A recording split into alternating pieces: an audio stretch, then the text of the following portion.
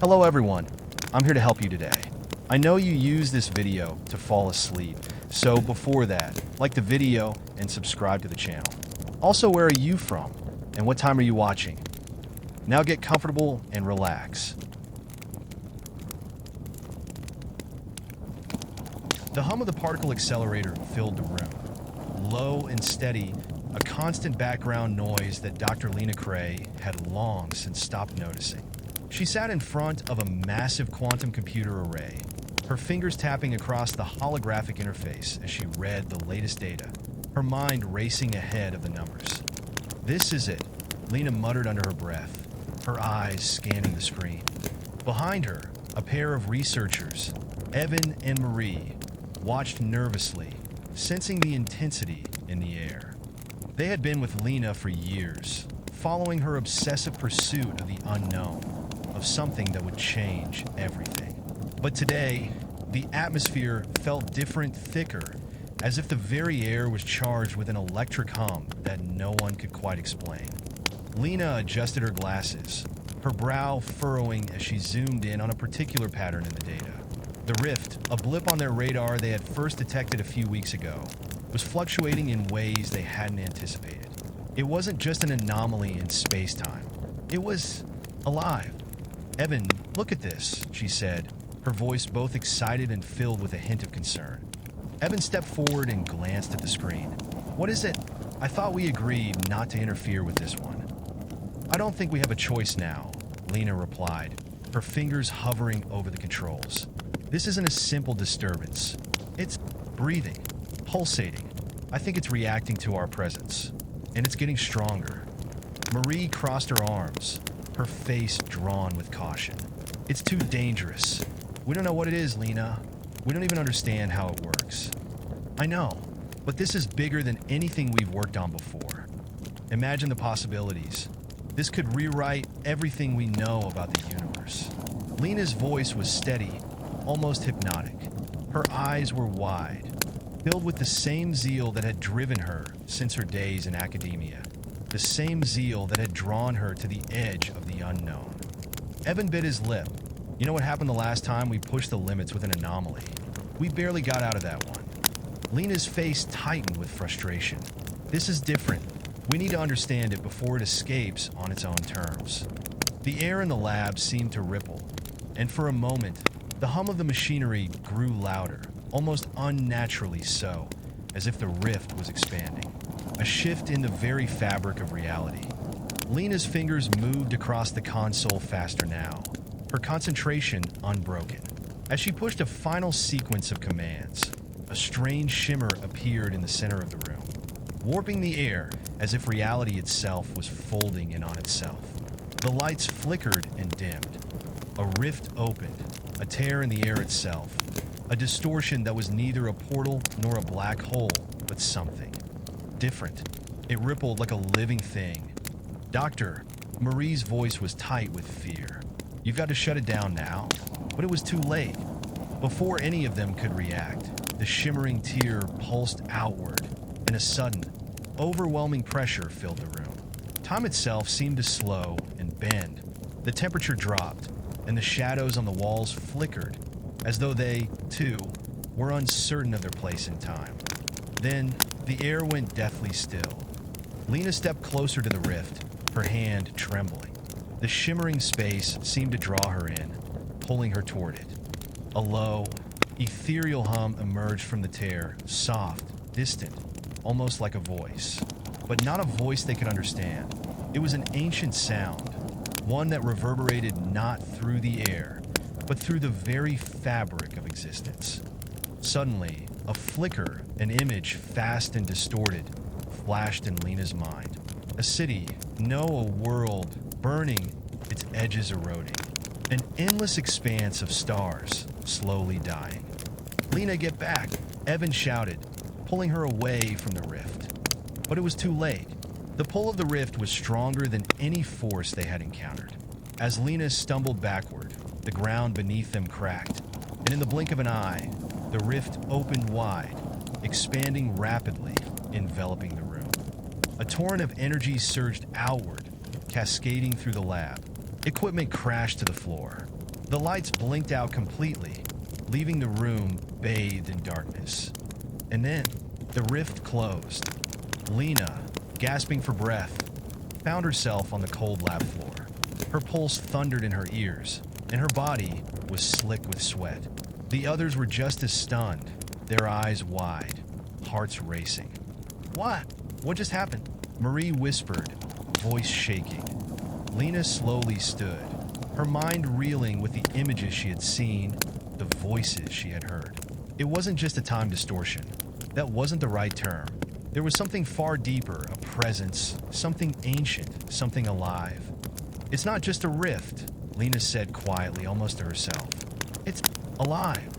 She stared at the spot where the rift had been, a nagging feeling in her gut, a sense that the world had just shifted. And somewhere, beyond the limits of human understanding, something was watching. Time was no longer a force to be understood. It was a living thing, and it had noticed them. The days following the rift's appearance passed in a haze of confusion and tension. The research facility, usually a bastion of precision and controlled experimentation, had become a place of whispered fears and unease. Dr. Lena Cray couldn't shake the feeling that something had shifted deep within her. She had always been the type to focus on logic, on numbers and data, but this was different. She felt as if she'd crossed a line into a place where the rules of reality no longer applied, where time itself had become an unpredictable entity, like a hungry animal waiting to pound. And it was aware of her. Lena was pacing the sterile, dimly lit corridor of the lab, her mind racing. The images of the burning world, the dying stars, the feeling of presence beyond the rift, those fragments clung to her, teasing her with their haunting familiarity. They were not random. They meant something. "Dr. Cray," a voice interrupted her thoughts. She turned to find Evan standing in the doorway of her office. His usual calm demeanor had been replaced with visible concern. His eyes flickered nervously to the data pad he held in his hands. "What is it?" Lena asked, though she already knew the answer. She could feel the change in the air. Evan hesitated for a moment, as if debating whether to speak, but finally said, "We've been analyzing the rift's residual energy. It's still here. Even after it closed, the signature is lingering. Something's wrong." Lena's heart quickened. "What do you mean? It should have dissipated by now." Evan shook his head. "It's not just residual energy, Lena. We've been measuring fluctuations. Some of the timestamps are off. Entire segments of time are missing. Things in the facility have disappeared. We're not just talking about objects, people too. Some of the researchers." He stopped, visibly struggling to find the words. "Where are they?" Lena demanded, her voice cold, sharp with urgency. "They're not gone, not really. But when we search for them, it's like they've never existed. Files have been erased. Their names don't show up in any system, and the last traces of their movements before they disappeared are corrupted." Lena's mind spun, the implications too terrifying to consider. "No, that's impossible. We saw it close. The rift closed, everything should be fine." But deep inside, Lena knew better. It had never been fine. The rift wasn't a simple anomaly. It was something more, something that refused to be understood or contained. Her eyes drifted to the far wall, where the remnants of the rift's energy still hung in the air, faint and ghostly, a shimmering, iridescent pulse that barely touched the edges of perception. It beckoned, though she couldn't explain why. "The rift," she began, but Evan interrupted her. "Lena, this is more than just us meddling with physics. This is something we can't control." Lena finally met Evan's eyes, the weight of his words sinking in. "And we don't even know what it is. We need to shut this down. Now!" His tone was forceful, a rare break from his usual rationality. "If we don't, it will get worse." But Lena, caught between her scientific curiosity and the mounting fear, hesitated. The rift, whatever it was, had already altered everything in ways they didn't fully understand. But it was also a gold mine of discovery. It was more than she had ever dreamed of. "I can't stop now, Evan. Not until I know what it is. We've come too far," she replied, her voice resolute, though it trembled with uncertainty. I need to know what's on the other side, why it's acting like this. Evan looked at her, his expression unreadable for a moment. Then he gave a curt nod. You're playing with fire, Lena. Don't say I didn't warn you. With that, he turned and left, leaving Lena alone with the pulsating shimmer at the heart of the facility. Lena sat in front of the rift's remnants, staring into the stillness. A soft hum vibrated in the air, barely audible, like a whisper just on the edge of consciousness, as if something was trying to make contact. With a deep breath, she leaned closer, extending her hand toward the shimmer. She could feel the subtle pull, a magnetic force drawing her in. The hairs on her neck stood on end. Suddenly, a flash of light. The room distorted around her, the walls melting into an endless, starless void. Lena blinked and found herself standing in the middle of a desolate landscape, the ground cracked and lifeless. The sky above was a swirling storm of black and violet, and the air was heavy with a sense of despair. She gasped, her pulse racing as she stumbled backward. This wasn't just a vision. It was real. It was somewhere, sometime. Her mind grasped at the edges of logic, but it slipped away, unable to process what she was experiencing. The world was crumbling. Entire cities lay in ruins, their buildings reduced to skeletons. A giant moon hung low in the sky, casting an eerie glow over the landscape, as though it were watching her. Then, from the depths of the darkness, a voice echoed in her mind. Time cannot be controlled. Time is the devourer of all things. Time is the eater of reality. Lena's heart thudded in her chest as she turned, trying to locate the source of the voice, but she saw nothing. Only the storm and the endless decay. You should never have awakened me, the voice continued, growing louder. I was meant to sleep, but you... The voice seemed to pause, and then, in a sound that nearly shattered her sanity, it whispered one word. You. And just as quickly as it had come, the vision collapsed, leaving Lena gasping in the lab once more, her hands still hovering inches from the rift's remnants. Her breath came in ragged gasps, her head spinning as the world returned to normal, but something deep inside her had shifted. The message was clear now. The rift wasn't just a window, it was a doorway to something alive, something aware. She stumbled backward, her hands shaking as she steadied herself. The air in the lab felt suffocating. Time itself seemed to bend and twist in the corners of her mind, an unnatural force pressing against her consciousness. Then the door to the lab slammed open. Evan, Lena gasped, but she froze when she saw who had entered. Marie stood in the doorway, her face pale, her eyes wide with terror. Behind her, the hallway was wrong. Time seemed to ripple around her, as though the very seconds were stretching and folding in on themselves. Her form flickered, vanished, and reappeared in an instant. Lena, Marie whispered, her voice barely audible, filled with dread. We're not alone anymore. Lena took a step forward, her thoughts clouded with panic. What do you mean? What's happening? Marie's gaze flicked toward the rift's remnants, then back to Lena, her voice trembling. It's not just here. It's everywhere. Time's real form, it's watching us. And it wants to know us, Lena. It wants to know everything about us. And it's already started. Lena could feel the tremors in the air, the gnawing fear in Marie's voice. Her mind raced. The rift, the force behind it, she had no idea what she had unleashed. But it was too late now. The days following the incident with the rift were a blur. Each passing hour felt like it bled into the next, a seamless stream of time that refused to make sense. Lena barely slept, her mind caught between fragmented visions and the constant thrum of unease that hummed just beneath her skin. The facility had become a strange place, one where time didn't move the way it was supposed to. Marie's warning lingered in her mind. Time was watching them. It was a truth Lena wasn't ready to face. She had always thought of time as a linear force, a river that flowed from past to present to future. But the rift had shattered that certainty. It had torn the fabric of her understanding. Time wasn't just a concept, it was an entity, and it was alive. That night, as Lena sat in the control room, staring blankly at the screens. She could feel the weight of something pressing against her consciousness. The data from the rift was unstable, and the fluctuations in space-time had become more pronounced. But it wasn't the numbers or the graphs that terrified her.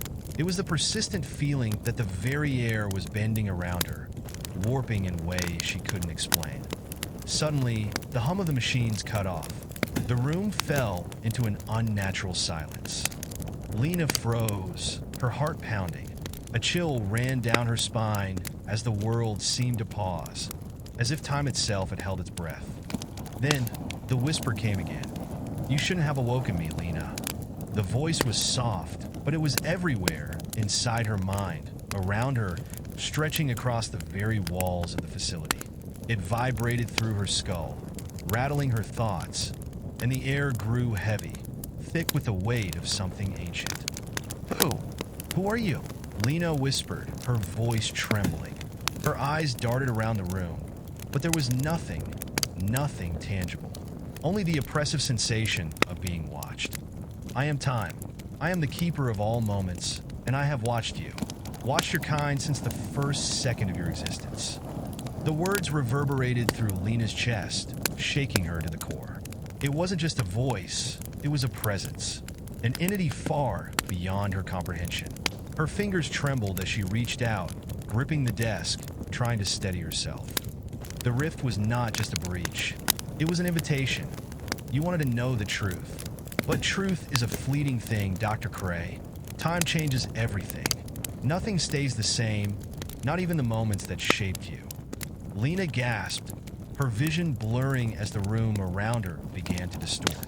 The air seemed to shimmer, and time fractured. She caught glimpses, flashes, of things that weren't real and yet felt deeply familiar. Her childhood home, now reduced to rubble. Her mother, standing in the kitchen, smiling at her. But there was something wrong about it. The smile was too wide, the eyes too empty. She blinked, and the scene dissolved.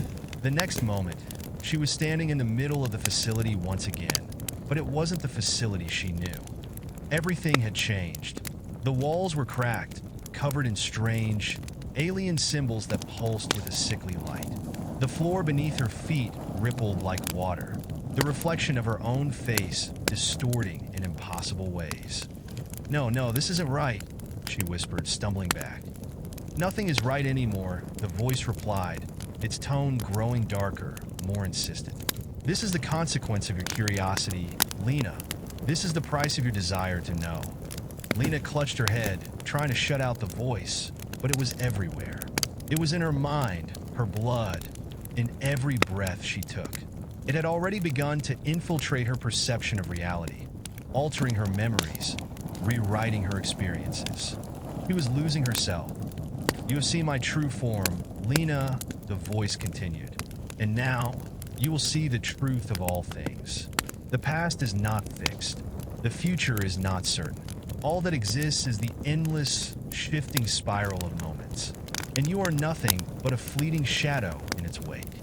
With a final, crushing surge of pressure, Lena collapsed to the floor, her hands gripping her head as though she could pull the thoughts from her mind. The room began to warp and bend around her, and she could hear the faint sound of crying, a soft, distant wail that seemed to come from everywhere and nowhere. She screamed, "Fracture!"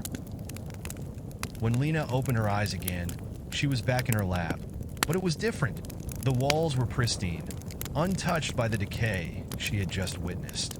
The equipment hummed quietly, the steady rhythm of a well-oiled machine. But something was wrong. She stood slowly, her legs unsteady. The air was too still, too quiet. The lights flickered overhead, and there, standing in the doorway, was Marie. Lena blinked, confusion clouding her thoughts. Marie should have been with her. Shouldn't she? They had been together just moments ago. But Marie's expression was strange. Her eyes were wide, almost vacant, and her lips parted as though she were about to speak. But she didn't. "Lena," Marie's voice was faint, distant. "Are you okay?" Lena swallowed hard. Something was deeply off, but she couldn't place it. Lena began, but before she could finish, a high-pitched screech tore through the room. The walls trembled, the air crackling with a strange energy. The lights flickered again, and when they came back on, everything had changed once more. Marie was gone. The room was no longer pristine.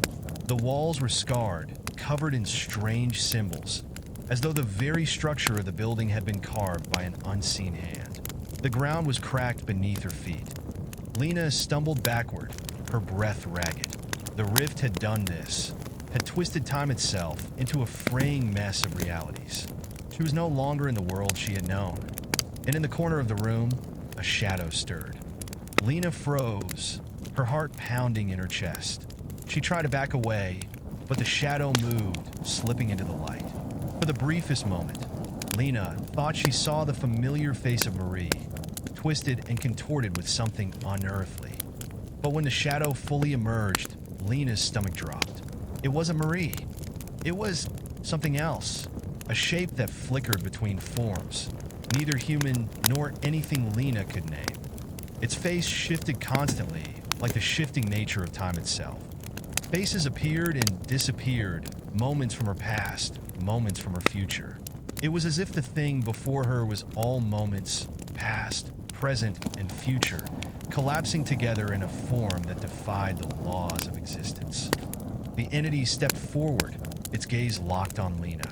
And then it spoke, its voice the voice of time itself, cold and full of ancient power. You are nothing. You are a moment that has passed. A moment that will be forgotten. The shadow lunged. The world felt like it was breaking apart around her. Every step Lena took seemed to unravel the ground beneath her, as though time itself was losing its grip on reality. The shadow that had emerged from the corner was no longer a mere presence. It had become a tangible thing, a terrifying entity that could slip in and out of forms with the fluidity of time itself. Lena's legs trembled, but she fought against the paralysis that threatened to overcome her. She couldn't let herself succumb to fear, not now. She had already seen what the rift had done, the way it had twisted and corrupted everything. If she gave in, she would be just another fragment, another lost moment. But the entity before her wasn't giving her a choice. It flickered again, its face changing, becoming something that might have once been Marie, but with eyes that were hollow and black, devoid of life. It was as if every face it wore was a reflection of some distant memory, warped and shattered by the rift's influence. Lena, the voice whispered. It was her voice. It was also 1,000 voices all at once. You cannot escape me. I am in you. I am in everything. Lena stumbled backward, her eyes wild with panic. Her mind was racing, scrambling for any semblance of logic, but there was nothing to hold on to. The walls seemed to pulse with an alien rhythm, like the beat of a heart too old to comprehend. Get away from me, she screamed, but her voice was swallowed by the endless echo of the rift's whispers. The thing in front of her moved again, its limbs shifting unnaturally, distorting in ways that made her stomach turn. The shadow grew larger, looming over her, its very presence bending the world around her. She closed her eyes, pressing her palms to her face, desperate to block out the sight. She couldn't look at it. She couldn't face it anymore. But the whispers came, soft and insistent, wrapping around her mind. You are mine. All things are mine. Past, present, future. Suddenly, the room shifted. The walls began to melt away, replaced by scenes, snapshots of her life, fragments of the past that she recognized, yet they felt wrong. She was standing in her childhood home again, in the kitchen with her mother. But there was something eerie about it. Her mother was smiling, yes, but the smile was too wide, too forced. And her eyes were vacant, hollow. Lena's breath caught in her throat. This wasn't right. None of this was real. Do you recognize this moment, Lena? The voice asked. Do you remember it? Lena shook her head violently, her heart pounding in her chest.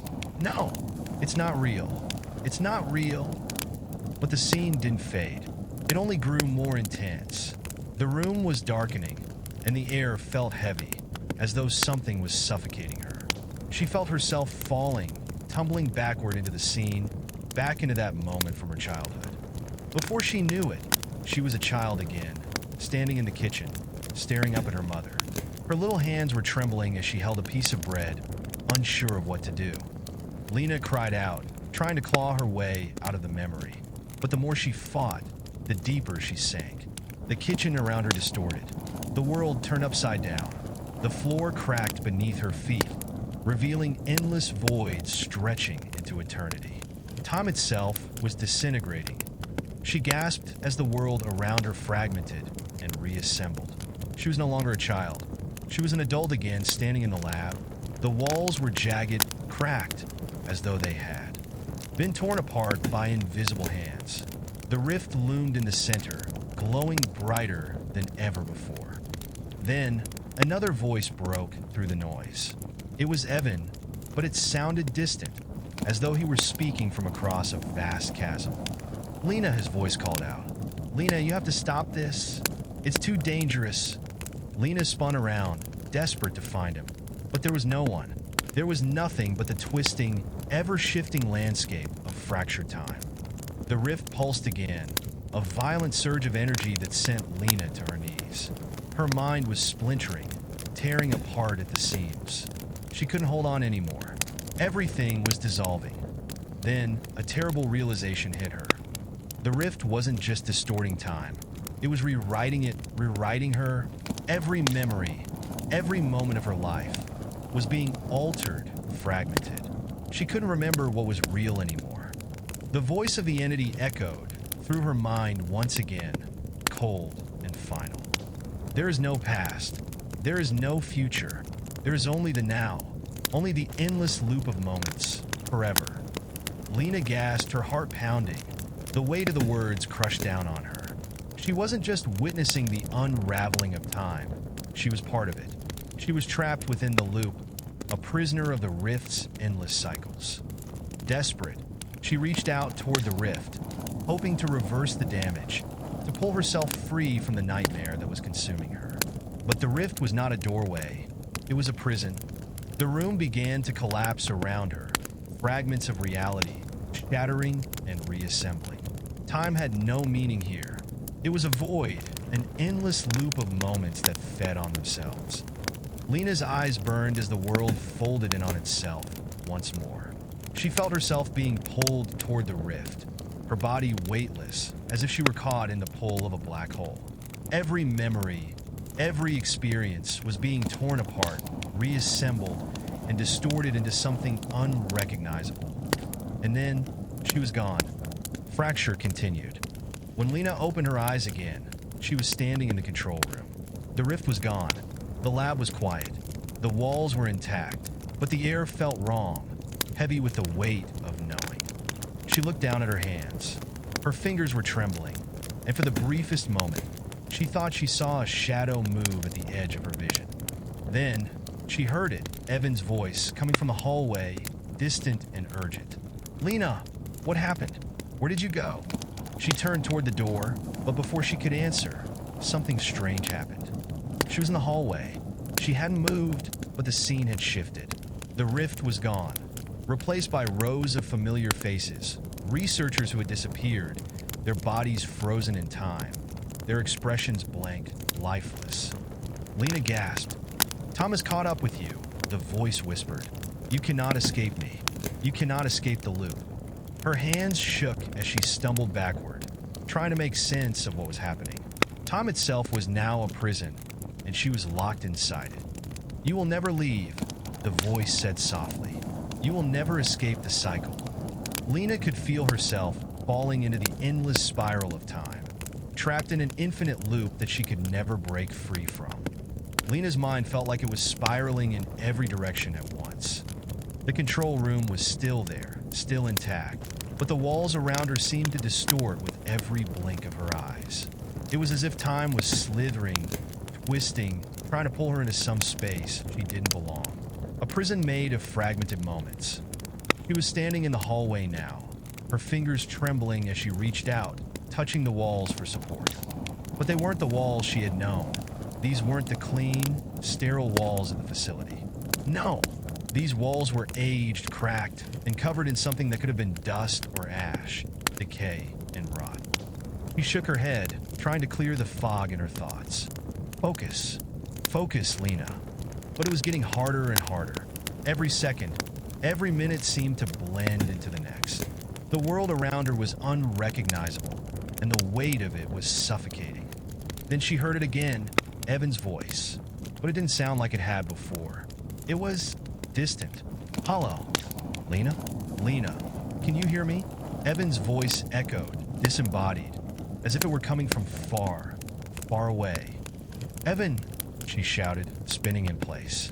Her breath caught in her throat as she realized the hallway was empty. She was alone. But then, just as quickly as the silence had settled, the walls of the hallway began to shift. The images, the faces, those lifeless, frozen people began to stir. Their eyes snapped open, their bodies jerked violently in place, and they stared at her. Blank, lifeless stares. Lena's heart began to pound in her chest as the walls continued to shift, and then, all at once, the hallway began to stretch forward, impossibly long. The people, no, they weren't people, they were echoes. Shadows of memories, moments that had been and would be, all locked in the same space. Do you see it now? The voice whispered again. Do you see the truth, Lena? She gasped, the air around her suffocating her. What is this? What's happening? This is time. The voice responded, its tone colder now. This is the web you have woven, the loop you have created. The past, the future, they are not linear, not like you think. They are fragments, pieces that can be taken, rearranged, and broken. Lena's head spun, her vision swimming as she tried to make sense of the impossible. What? But the rift, it was supposed to be a doorway, a way to understand, to control. Control? The voice laughed, a sound that seemed to shake the very air. You have no control over time. Time controls you. Suddenly, the hallway stretched into an impossible darkness. The air around her shifted, and she felt herself falling through endless corridors of fractured memories. Then, with a brutal snap, she was back in the control room. Everything was pristine again, too pristine. Lena's eyes darted to the clock on the wall. 12:05 a.m. The same time. Again. The same moment that had marked the rift's awakening. No, Lena whispered, her throat raw as she staggered backward. It can't be. The doors to the lab opened. There was Evan. Lena froze. The world was shifting again, but it was subtle this time, more insidious. She couldn't tell if this was real or if this was another cycle. Was this a memory repeating itself? Or was she truly here? Was this the present? She had to know. Lena, Evan's voice was gentle, concerned. What happened? You disappeared for a moment. I couldn't find you. Lena shook her head violently. This is wrong. This is not real. What are you talking about? Evan took a step closer, his brow furrowing. Are you okay? But Lena was no longer listening. Her hands shot to her temples, her fingers digging in, trying to anchor herself to the world around her. The walls shimmered, the floor buckled slightly under her feet, and she could hear the rift, faintly at first, but then louder, like it was pulling at her, calling her into the unknown. This wasn't right. She had lived this moment before. She had lived this exact moment. You're not real, she screamed, turning toward him. But Evan didn't answer. He was gone. The hallway, the lab, it all began to melt away. The walls, the machines, the very air were being consumed by the rift's pull. Time was stretching, distorting, and Lena couldn't make sense of anything. Her legs gave out from under her, and she tumbled onto the floor. Then another voice, a voice she had not heard in a long time, spoke. Lena, wake up. Her heart stopped. Her mother. The voice of her mother, clear and familiar. Lena blinked, and in an instant, she was no longer in the lab. She was back in her childhood home, standing in the kitchen. The familiar scent of cooking filled the air. Her mother stood in front of her, her face full of warmth, her smile kind. Mom! Lena breathed, her voice shaking. Her mother turned, her expression soft. You've been through so much, haven't you? Lena couldn't speak. She opened her mouth, but the words caught in her throat. This moment, it felt real, yet somehow it wasn't. She could feel the rift time just beneath the surface, waiting. No, no, this isn't real. You're not real, Lena whispered. Her breath came faster, her mind racing. This isn't real. But her mother didn't respond. Instead, the kitchen around her began to bend. The walls cracked, the floor splintered. The air turned cold, as if a wind from beyond the ages had rushed in.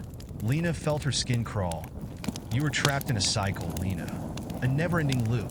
Her mother's voice was now hollow, distant, as if it came from the very edge of existence. Lena stumbled back, her knees buckling. She felt like she was falling again, falling through endless layers of fractured time.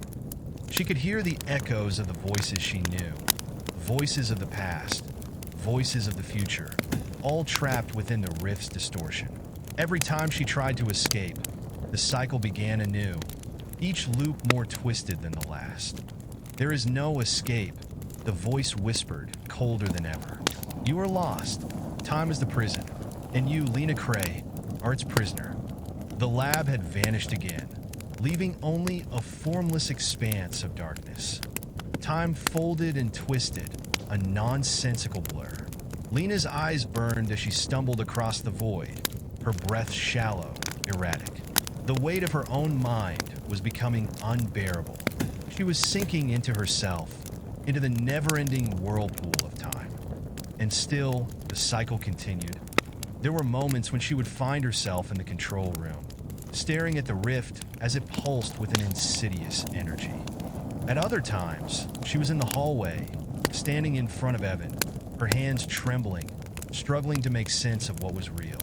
But the reality around her was beginning to lose all definition. She wasn't sure where one moment ended and the next began. Lena collapsed to the ground. Her vision was swimming, the world around her splintering.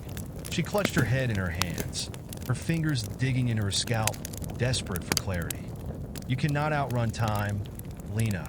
The voice was now a constant presence, like a dull hum in the back of her mind, echoing in every corner of her fractured consciousness. You're a part of it now, a thread woven into the endless tapestry. There is no escape. The rift loomed before her again, vast and unknowable. It was so much more than just an opening. It was a force, a presence. It thrummed with the rhythm of the universe itself. It knew her. It had always known her. Her hands pressed against the floor, fingers splayed wide. She could feel the pulse of the rift beneath her skin, the surge of energy racing through her veins. Time was everywhere. Time was inside her, around her, consuming her.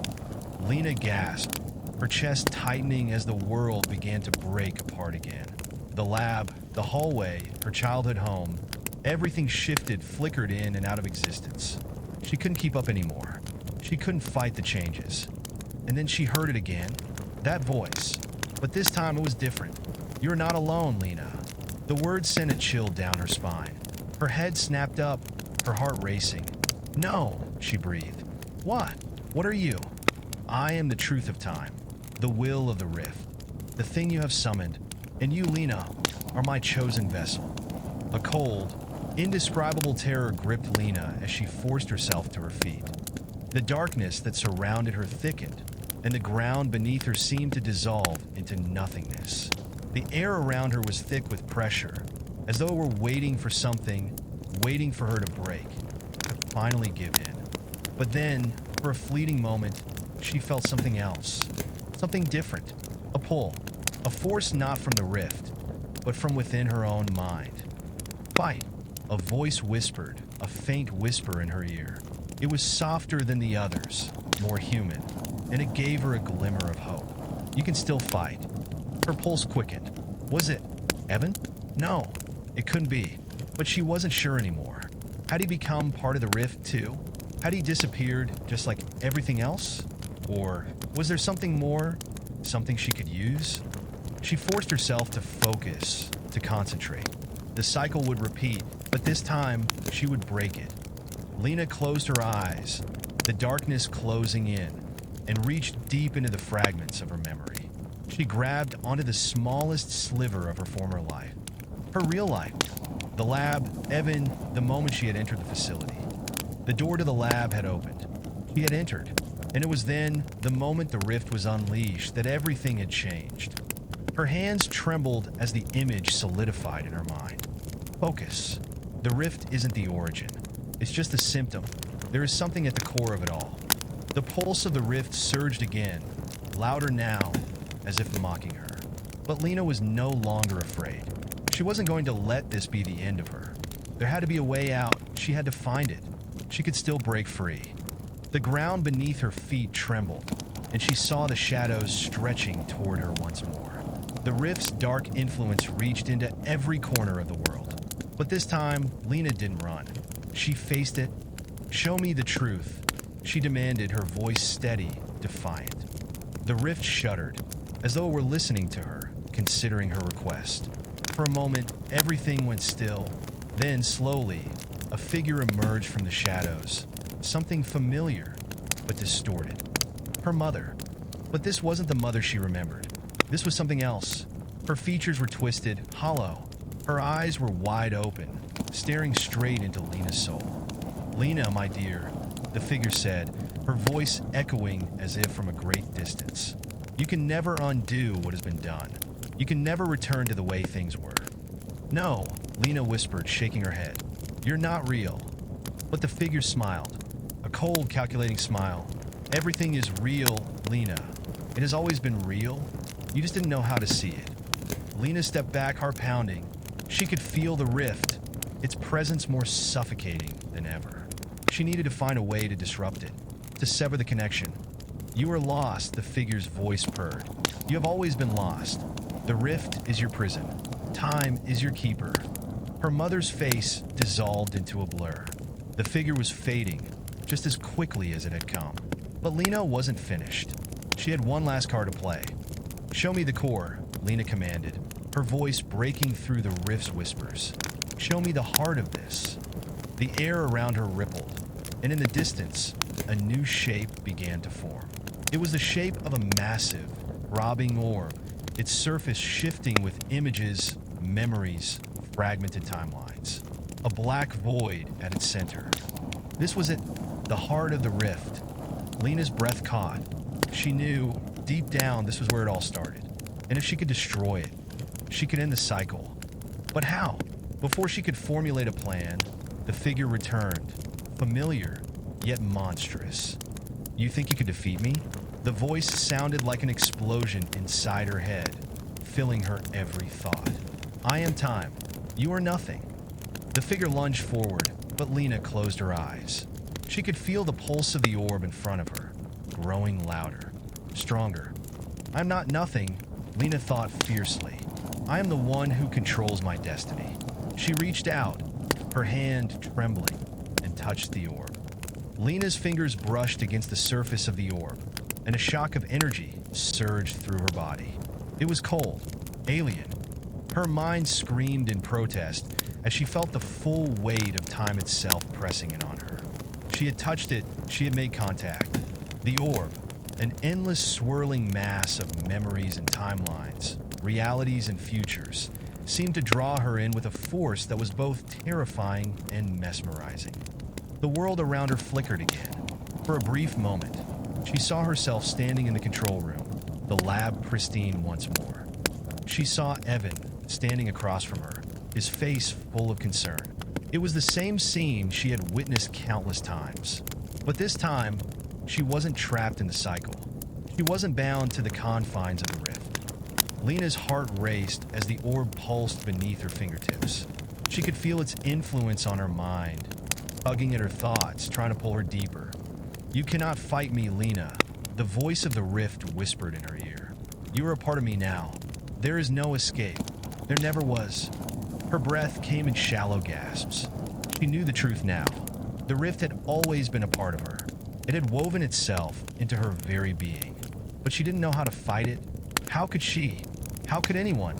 The orb seemed to pulse, and the images inside it shifted, coalescing into something she recognized. A memory, a fragment of her life that she had long since forgotten. It was her as a child, standing outside her house. She could see her mother, her real mother, smiling at her from the doorstep. She could feel the warmth of the sun on her face, the smell of fresh grass and flowers. But the memory wasn't quite right. It was distorted, blurred at the edges, as if it was being viewed through a foggy window. A haze that warped everything she knew, bending the truth into something unrecognizable. "This is your life, Lena," the Rift's voice whispered, almost tenderly now. "This is the reality you've created. A fractured, imperfect existence. Time does not care for such things. Time will reshape you." Lena shook her head, her hands tightening around the orb. She could feel it pushing back against her, pulling her deeper into its cold, unyielding center. But something inside her snapped. She wasn't going to let this thing control her. Not again. She took a deep breath and let her instincts take over. The rift might have been vast, it might have been all-encompassing, but she was still a part of it, and that meant she had the power to shape it too. She closed her eyes and reached deeper into her memories. Not the false ones the rift had given her, not the twisted, fragmented visions, but the real memories. The ones she knew to be true. Her fingers tightened against the orb as she focused, pushing back against the rift's pull. "You cannot win this," the voice inside her head crooned. "You will always be mine. You are bound to time, Lena. Bound to the endless cycle." But Lena didn't listen. She couldn't afford to. Her mind was sharp now, focused. She pushed past the illusions and lies, the moments that had been distorted by the rift's influence. She remembered Evan, his presence, his touch, his warmth. She remembered the reason she had come here in the first place. The orb seemed to shudder beneath her fingers as the images began to shift, to twist. The timeline inside it was unraveling, slowly at first, but then with increasing speed. The rift howled, a high-pitched, primal scream that rattled the very air. And then something broke. A sharp, cracking sound filled the air as the orb shattered. Lena gasped as the pieces of the orb exploded in all directions, disintegrating into a million fragments that dissolved into nothingness. The world around her flickered violently, and for a split second, she thought she saw a bright light, a flash of pure energy. But it was gone before she could fully process it. The rift's voice, now nothing more than a distant, muffled murmur, faded, its grip on her loosening. She stood there in the silence, her chest heaving as she tried to comprehend what had just happened. The rift was weakening. She had done it. But as the darkness of the void around her began to recede, Lena felt an overwhelming sense of loss. The fragments of the orb had scattered, leaving behind only emptiness. The world, or what was left of it, was cold and silent. The walls around her, if they could even be called walls, seemed to stretch on forever. She turned, expecting to see something, anything, but there was nothing. No rift, no familiar control room or lab, just an endless, formless void. Is this it? She thought. Is this the end? Then, the whisper came again, louder this time. "It's not over, Lena." She spun around, but there was no one there. No figure, no shadow. But she could feel it, the pull, the presence, the rift. It was still there, but it wasn't the same. It was broken, fragmented, dying. "You cannot undo what has been done," the voice hissed. "You can break the rift, but you cannot break time. You cannot escape the web you've woven." Lena's heart thundered in her chest. She could feel her mind fraying at the edges as she fought to hold on to the clarity she had found. The rift might have been weakening, but she knew it wasn't over. Not yet. The truth was, the rift wasn't just some external force. It was inside her. She had always been a part of it. And that was the greatest horror of all. You were bound to time, Lena. Forever. Her knees buckled, and she fell to the ground, tears streaming down her face. But even as the rift's voice echoed through her mind, she knew one thing for certain. She would fight. She had to. There was no other choice. The void had swallowed her once more, but this time it was different. She had broken the orb, shattered the heart of the rift, and yet nothing had truly changed. The silence was thick, oppressive, like the calm before an inevitable storm. Lena's breath came in ragged gasps as she tried to steady herself in the suffocating emptiness. Her mind spun, a jumbled mass of fragmented memories, incomplete thoughts, and distortions.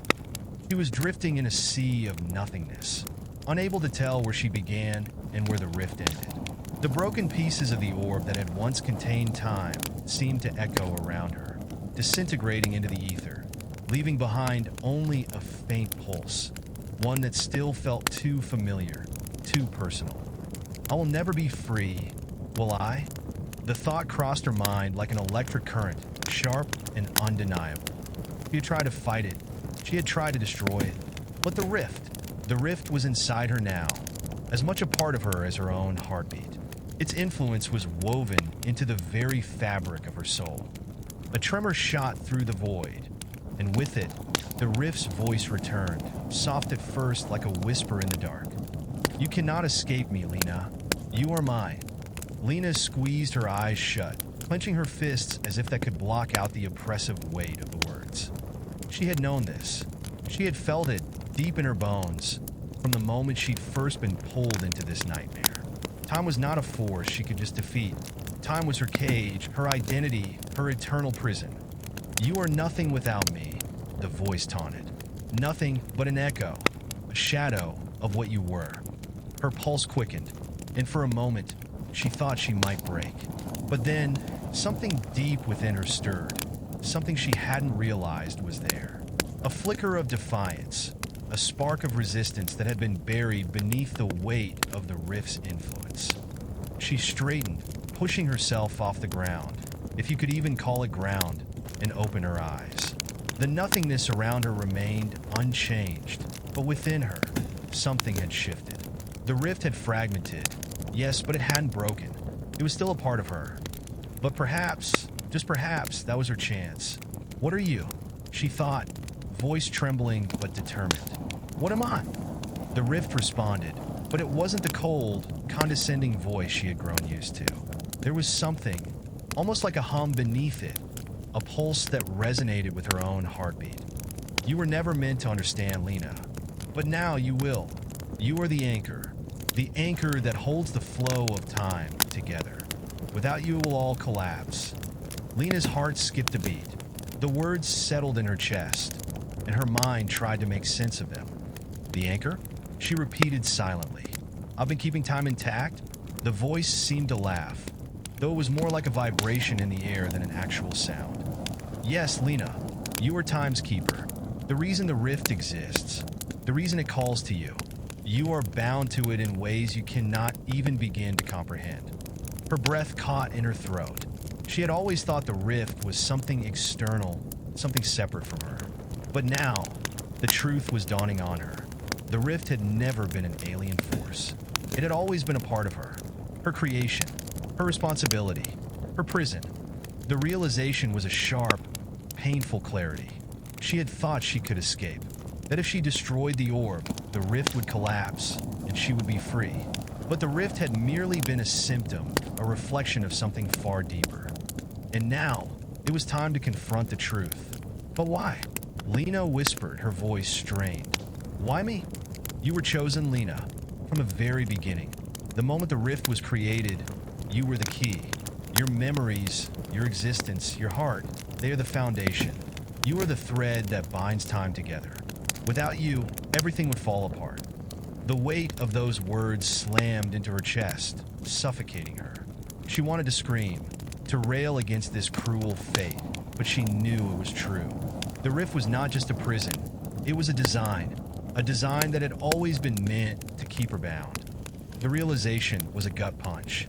The rift wasn't an entity. It wasn't some cosmic force. It was her, or rather, it was her mind, warped and fractured.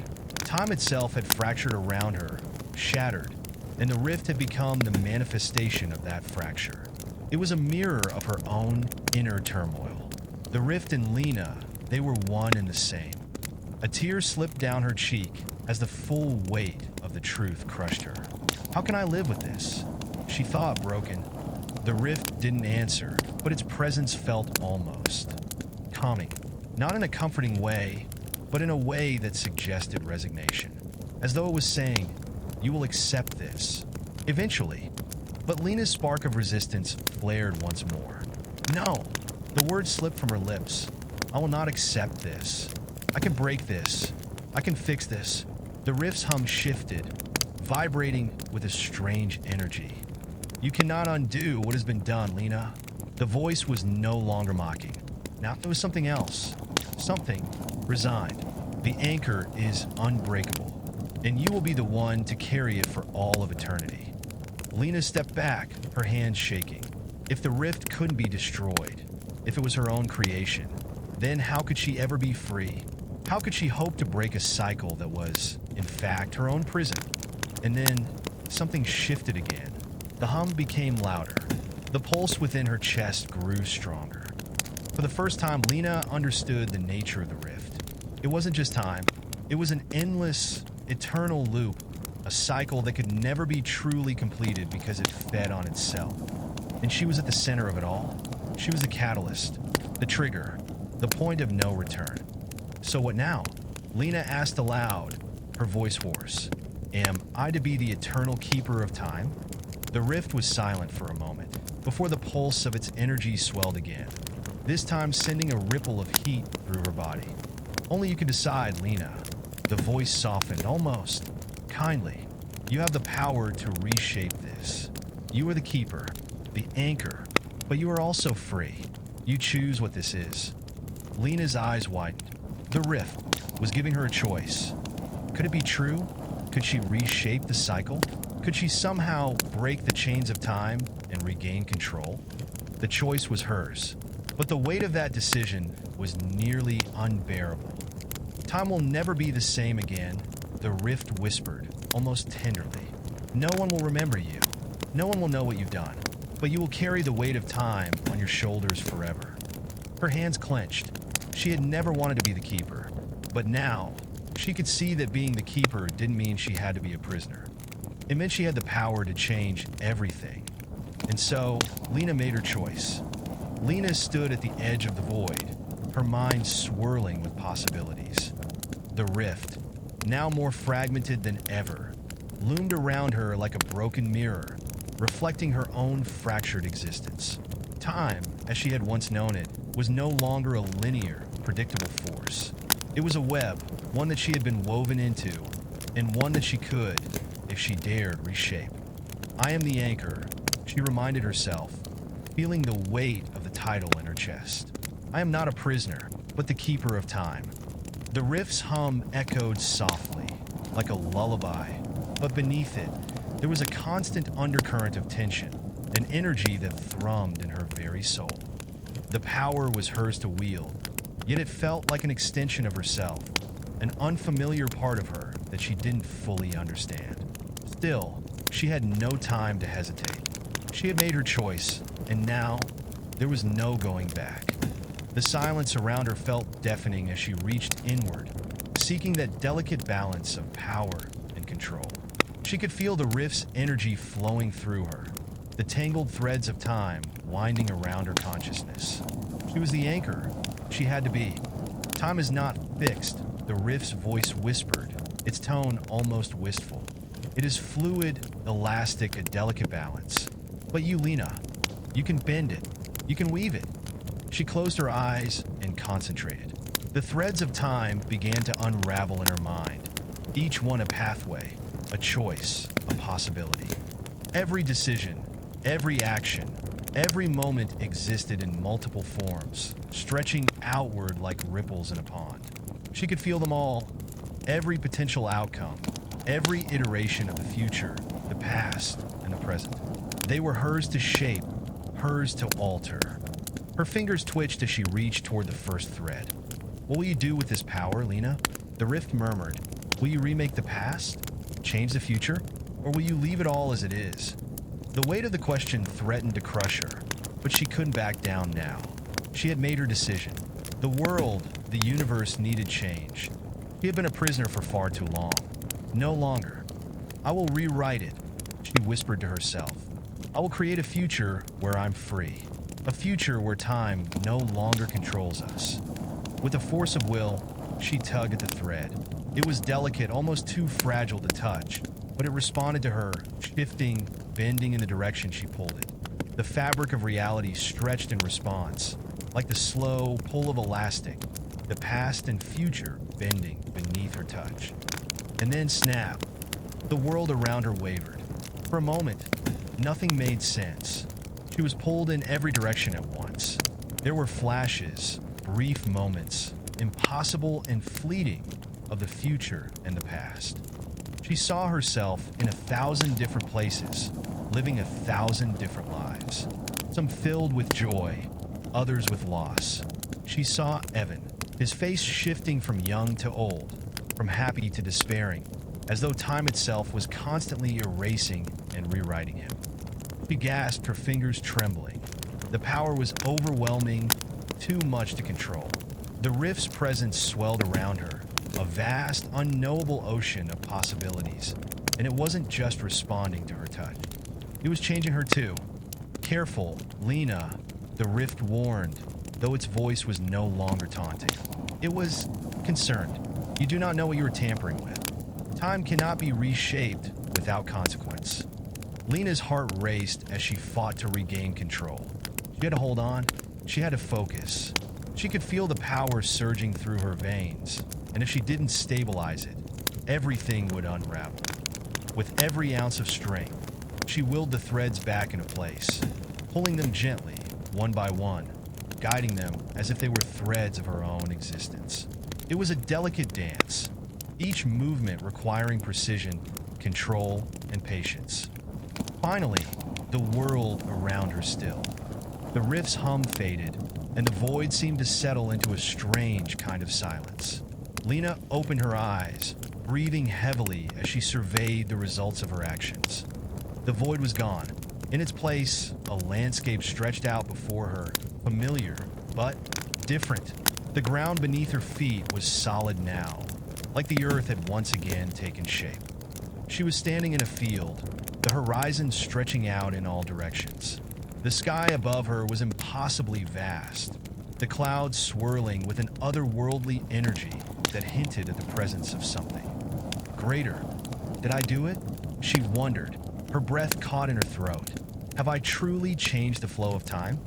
She glanced around, searching for any sign of the world she had known. There was no lab, no rift, no endless, oppressive darkness. Instead, there was only the beauty of a world she had yet to fully understand. Time is in your hands now, Lena, the rift's voice echoed, though it seemed distant, almost as if it were receding. You have changed it, but change comes at a price. Remember, you are the keeper. The balance is fragile. Lena's mind reeled as she processed the weight of those words. She had changed something, yes, but what else had she done? What would be the consequences of her actions? Before she could delve deeper into her thoughts, a figure appeared on the horizon, a familiar face, though one she had not expected to see. Evan. He stood there, his silhouette outlined against the shifting sky, and though he looked the same as he always had, there was something different about him. Something older, wiser. He walked toward her, and with every step, the world seemed to grow more real, more grounded, as if his presence was tethering everything around her to the fabric of reality itself. Evan, Lena whispered, her voice trembling with emotion. Is this real? Have I done it? Have I changed everything? He reached her, and for a moment, neither of them spoke. His eyes searched hers as though looking for something, and when he finally spoke, his voice was soft, almost reverent. You've changed more than you know, Lena, he said, his voice filled with awe. But you need to be careful. Time is fragile. It bends to your will, but it will never be your slave. There are always consequences.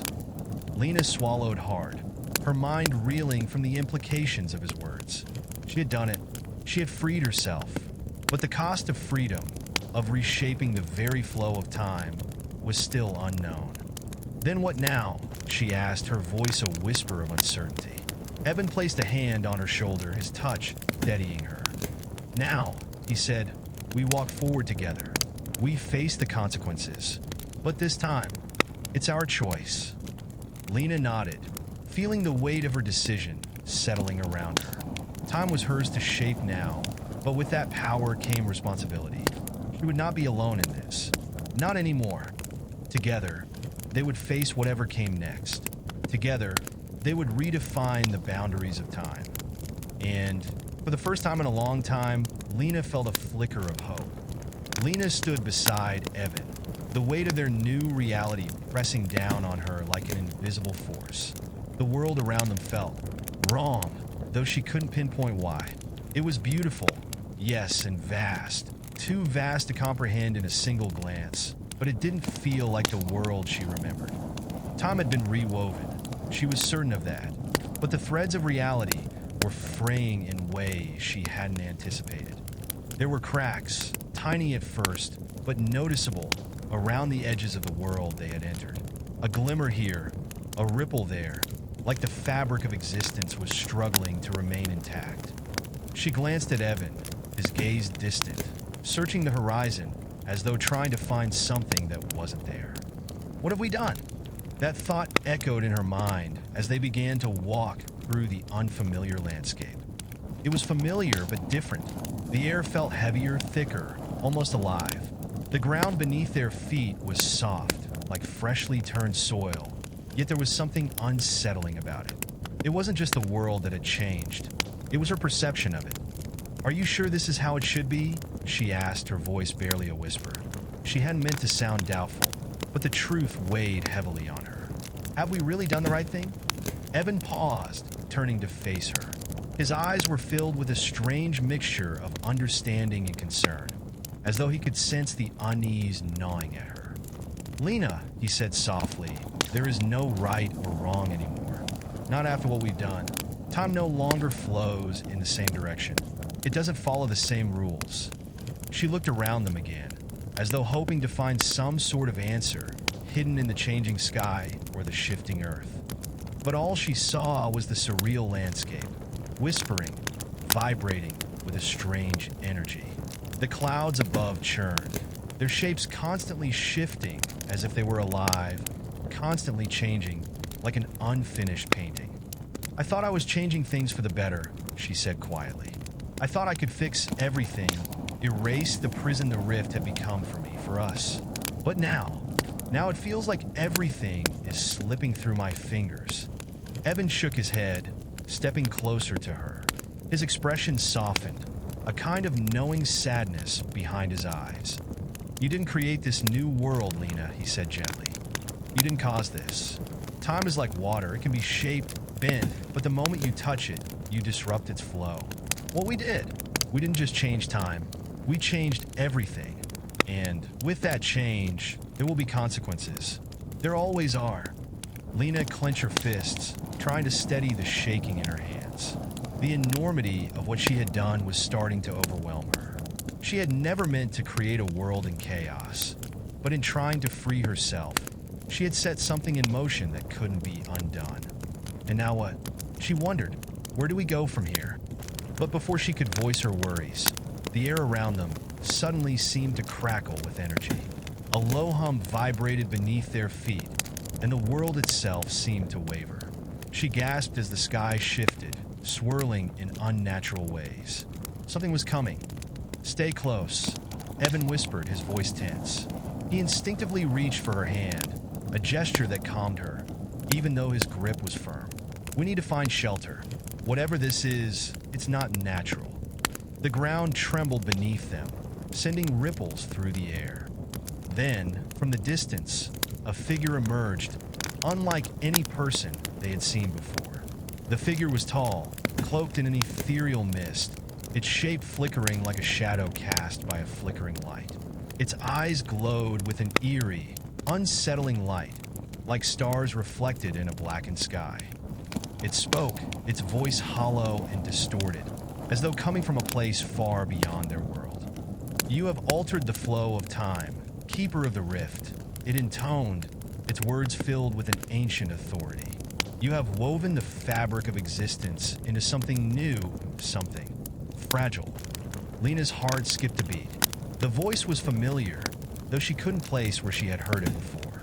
She could feel the power behind the words, a power that was older than time itself. "What is this?" she asked, her voice trembling. "Who are you?" The figure's gaze turned toward her, its eyes piercing, as though it could see into the very core of her being. "I am a guardian of the continuum," it said, "a keeper of the flow of time. We are the ones who watch, who ensure that the balance is maintained. You, Lena, have disturbed that balance, and now you must face the consequences." Lena's breath caught in her throat as realization settled in. This was no ordinary being. It was a force beyond her comprehension, a cosmic entity, perhaps, or something even older. It was the consequence of her actions. "But we didn't mean to," she said, her voice barely a whisper. "I just wanted to be free. I didn't know what this would do." The Guardian's form flickered again, its eyes narrowing with a sense of pity. "Freedom is a heavy burden, Keeper. You have broken the chains, but in doing so, you have also torn the fabric of time itself. Reality will not forgive you so easily." Evan stepped forward, his hand still gripping Lena's. "Is there any way to fix it?" he asked, his voice steady, though it betrayed a hint of fear. "Can we undo what we've done?" The Guardian hesitated, its form pulsing with a strange, rhythmic energy. It was as if it were weighing the possibility of their redemption, considering how far the ripples of their actions had spread. "There is always a way," it said after a long pause. "But it comes at a cost. To restore the balance, to mend what has been broken, you will need to give up what you've gained. You will need to sacrifice the freedom you've fought so hard to attain."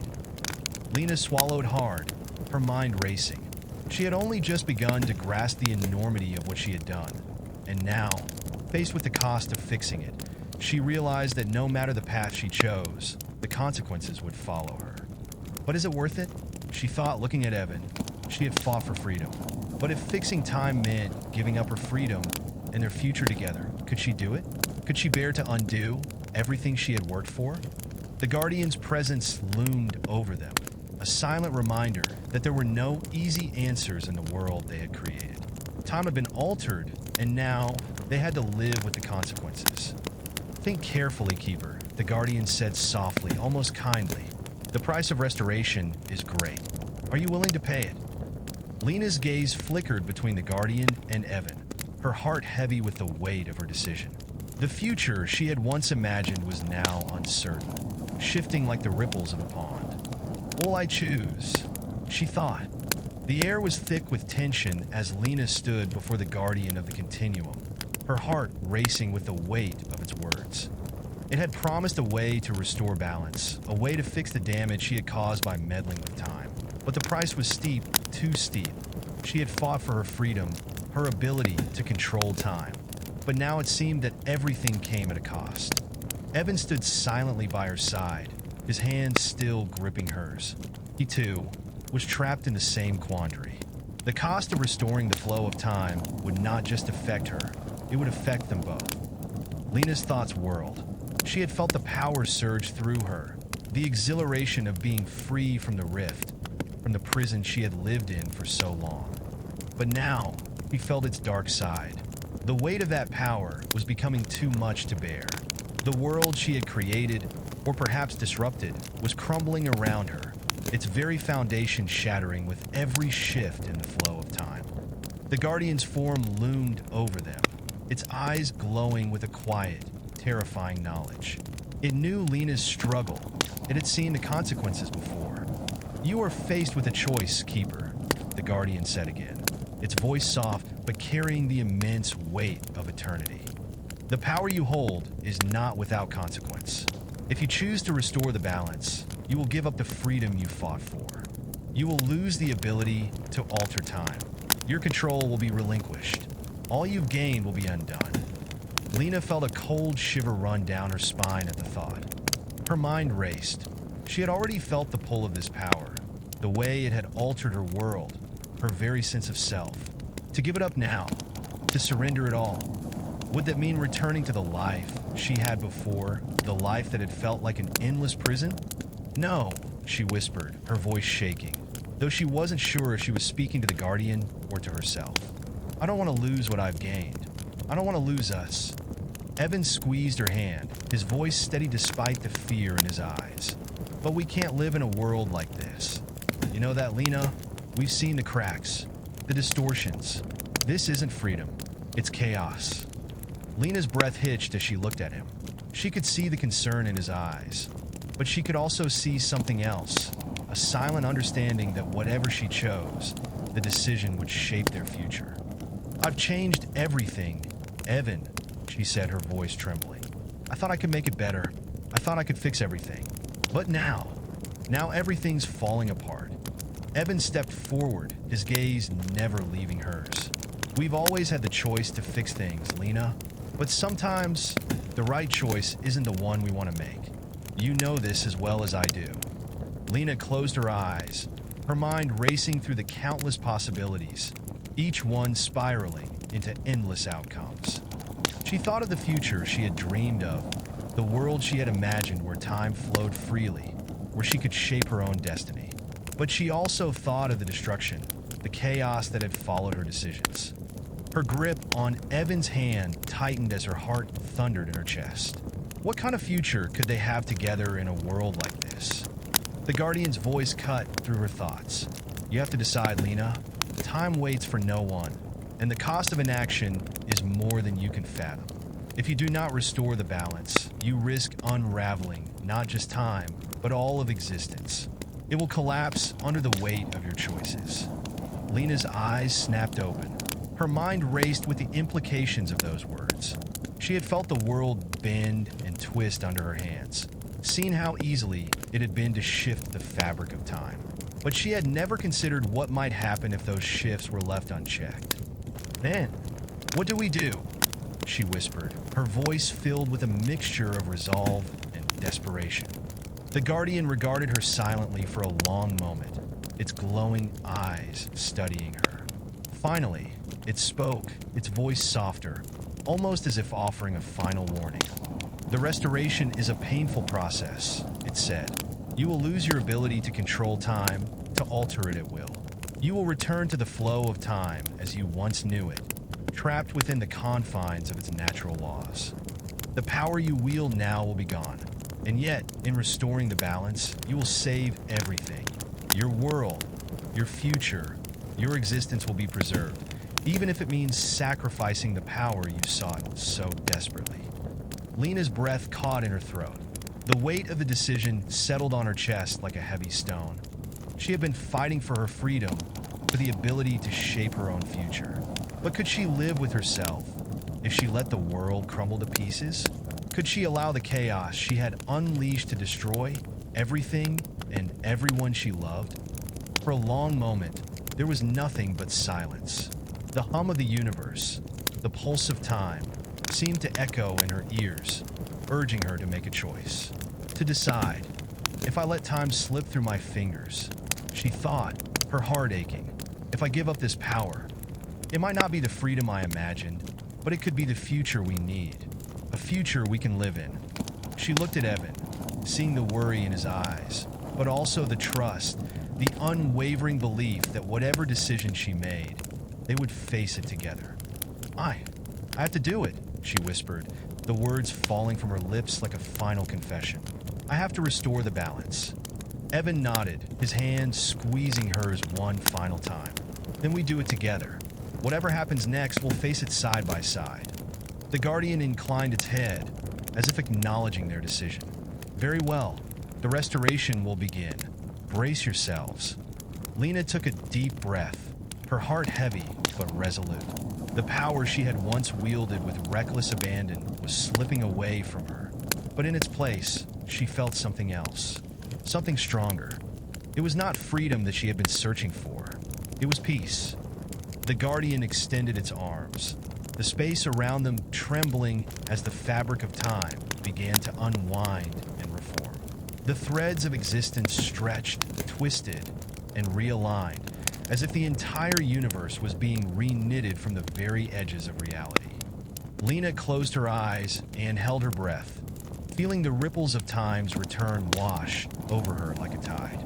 The air grew cold, then warm. The world shifted, slipping back into its natural flow, like a river that had been dammed and was now rushing toward its original course. And as the world settled back into its rightful place, Lena felt the power leave her. The ability to alter time, to reshape reality slipped through her fingers like sand. But with it came a sense of relief, a sense of clarity. The Guardian's voice echoed one last time, its tone softer than before. You have made the right choice, Keeper. Time will heal, but the price of your decision will never be forgotten. And with that, the Guardian's form faded into the ether, leaving only the quiet hum of the universe around them. Lena opened her eyes. The world before her was no longer a chaotic, distorted landscape. It was real, grounded, and familiar. The sky was clear, the sun warm on her face. Time had returned to its natural course, and with it, the future that she and Evan would face together. Her heart felt lighter than it had in months. The weight of the power she had held was gone, and though the cost had been great, she knew that this was the future she had been seeking all along. The future she could finally live in. The world felt different now, quieter somehow, as if the endless hum of possibility had been silenced. Lena stood at the edge of the field, watching as the grass swayed in the wind, its edges glowing softly in the light of a setting sun. The sky above was unbroken, a deep, peaceful blue that stretched out in all directions. It was the world she remembered, yet not quite. Something had changed, something essential. He turned to Evan, who stood beside her, his gaze fixed on the horizon. His expression was thoughtful, the lines of worry on his face now softened. It was as if the weight of their decision had lifted, but in its place, there was a deep sense of something else, of quiet reflection. For a long time, they stood there in silence, the quiet of the moment filling the space between them. I didn't think it would feel like this, Lena said at last, breaking the silence. Her voice was low, almost tentative. I thought I'd feel empty, like I'd given up everything for nothing. But now it's different. I don't know if I can explain it. Evan glanced at her, his eyes meeting hers. I understand, he said softly. It's like the world is whole again, the way it should be, but it's also new. And maybe that's the best part of all of this. Lena nodded slowly, looking out over the field. The land stretched out before them, unmarked by the distortions and chaos they had once seen. Time, it seemed, was flowing once again, its currents moving in a natural rhythm. No longer was it at the mercy of their desires or their mistakes. It simply was, and in that simplicity, there was a certain peace. We don't have control anymore, Lena murmured, more to herself than to Evan. No more shifting things, no more changing what we want, no more trying to manipulate the flow of time. But maybe that's okay. Evan's voice was quiet but certain. Maybe that's how it was always supposed to be. Time is a way of healing itself. Even if we don't always see it, it's a force we can't control, only respect. Lena turned to him, her heart swelling with gratitude and a quiet sense of relief. You're right, she said softly. We fought so hard for freedom, but in the end, we needed to let go. We needed to trust that time would find its own way. The air around them seemed to hum, not with the distortion of the past, but with something gentler, something more grounded. The world wasn't perfect, not by a long shot, but it was real. The restoration was not a return to what they had known, but a shift into something better, something they could live with. Evan reached out and took her hand, his grip steady, warm. We have a chance now, Lena, a real chance. We don't know what the future holds, but we know we can face it together. Lena squeezed his hand, the feeling of his presence grounding her. Together, she repeated the word of promise. As they stood together in the field, the sun dipped lower in the sky, casting long shadows over the earth. There was a sense of finality in the moment, a quiet conclusion to the chaos they had lived through. Time had been restored, and with it, the opportunity to rebuild, to start anew.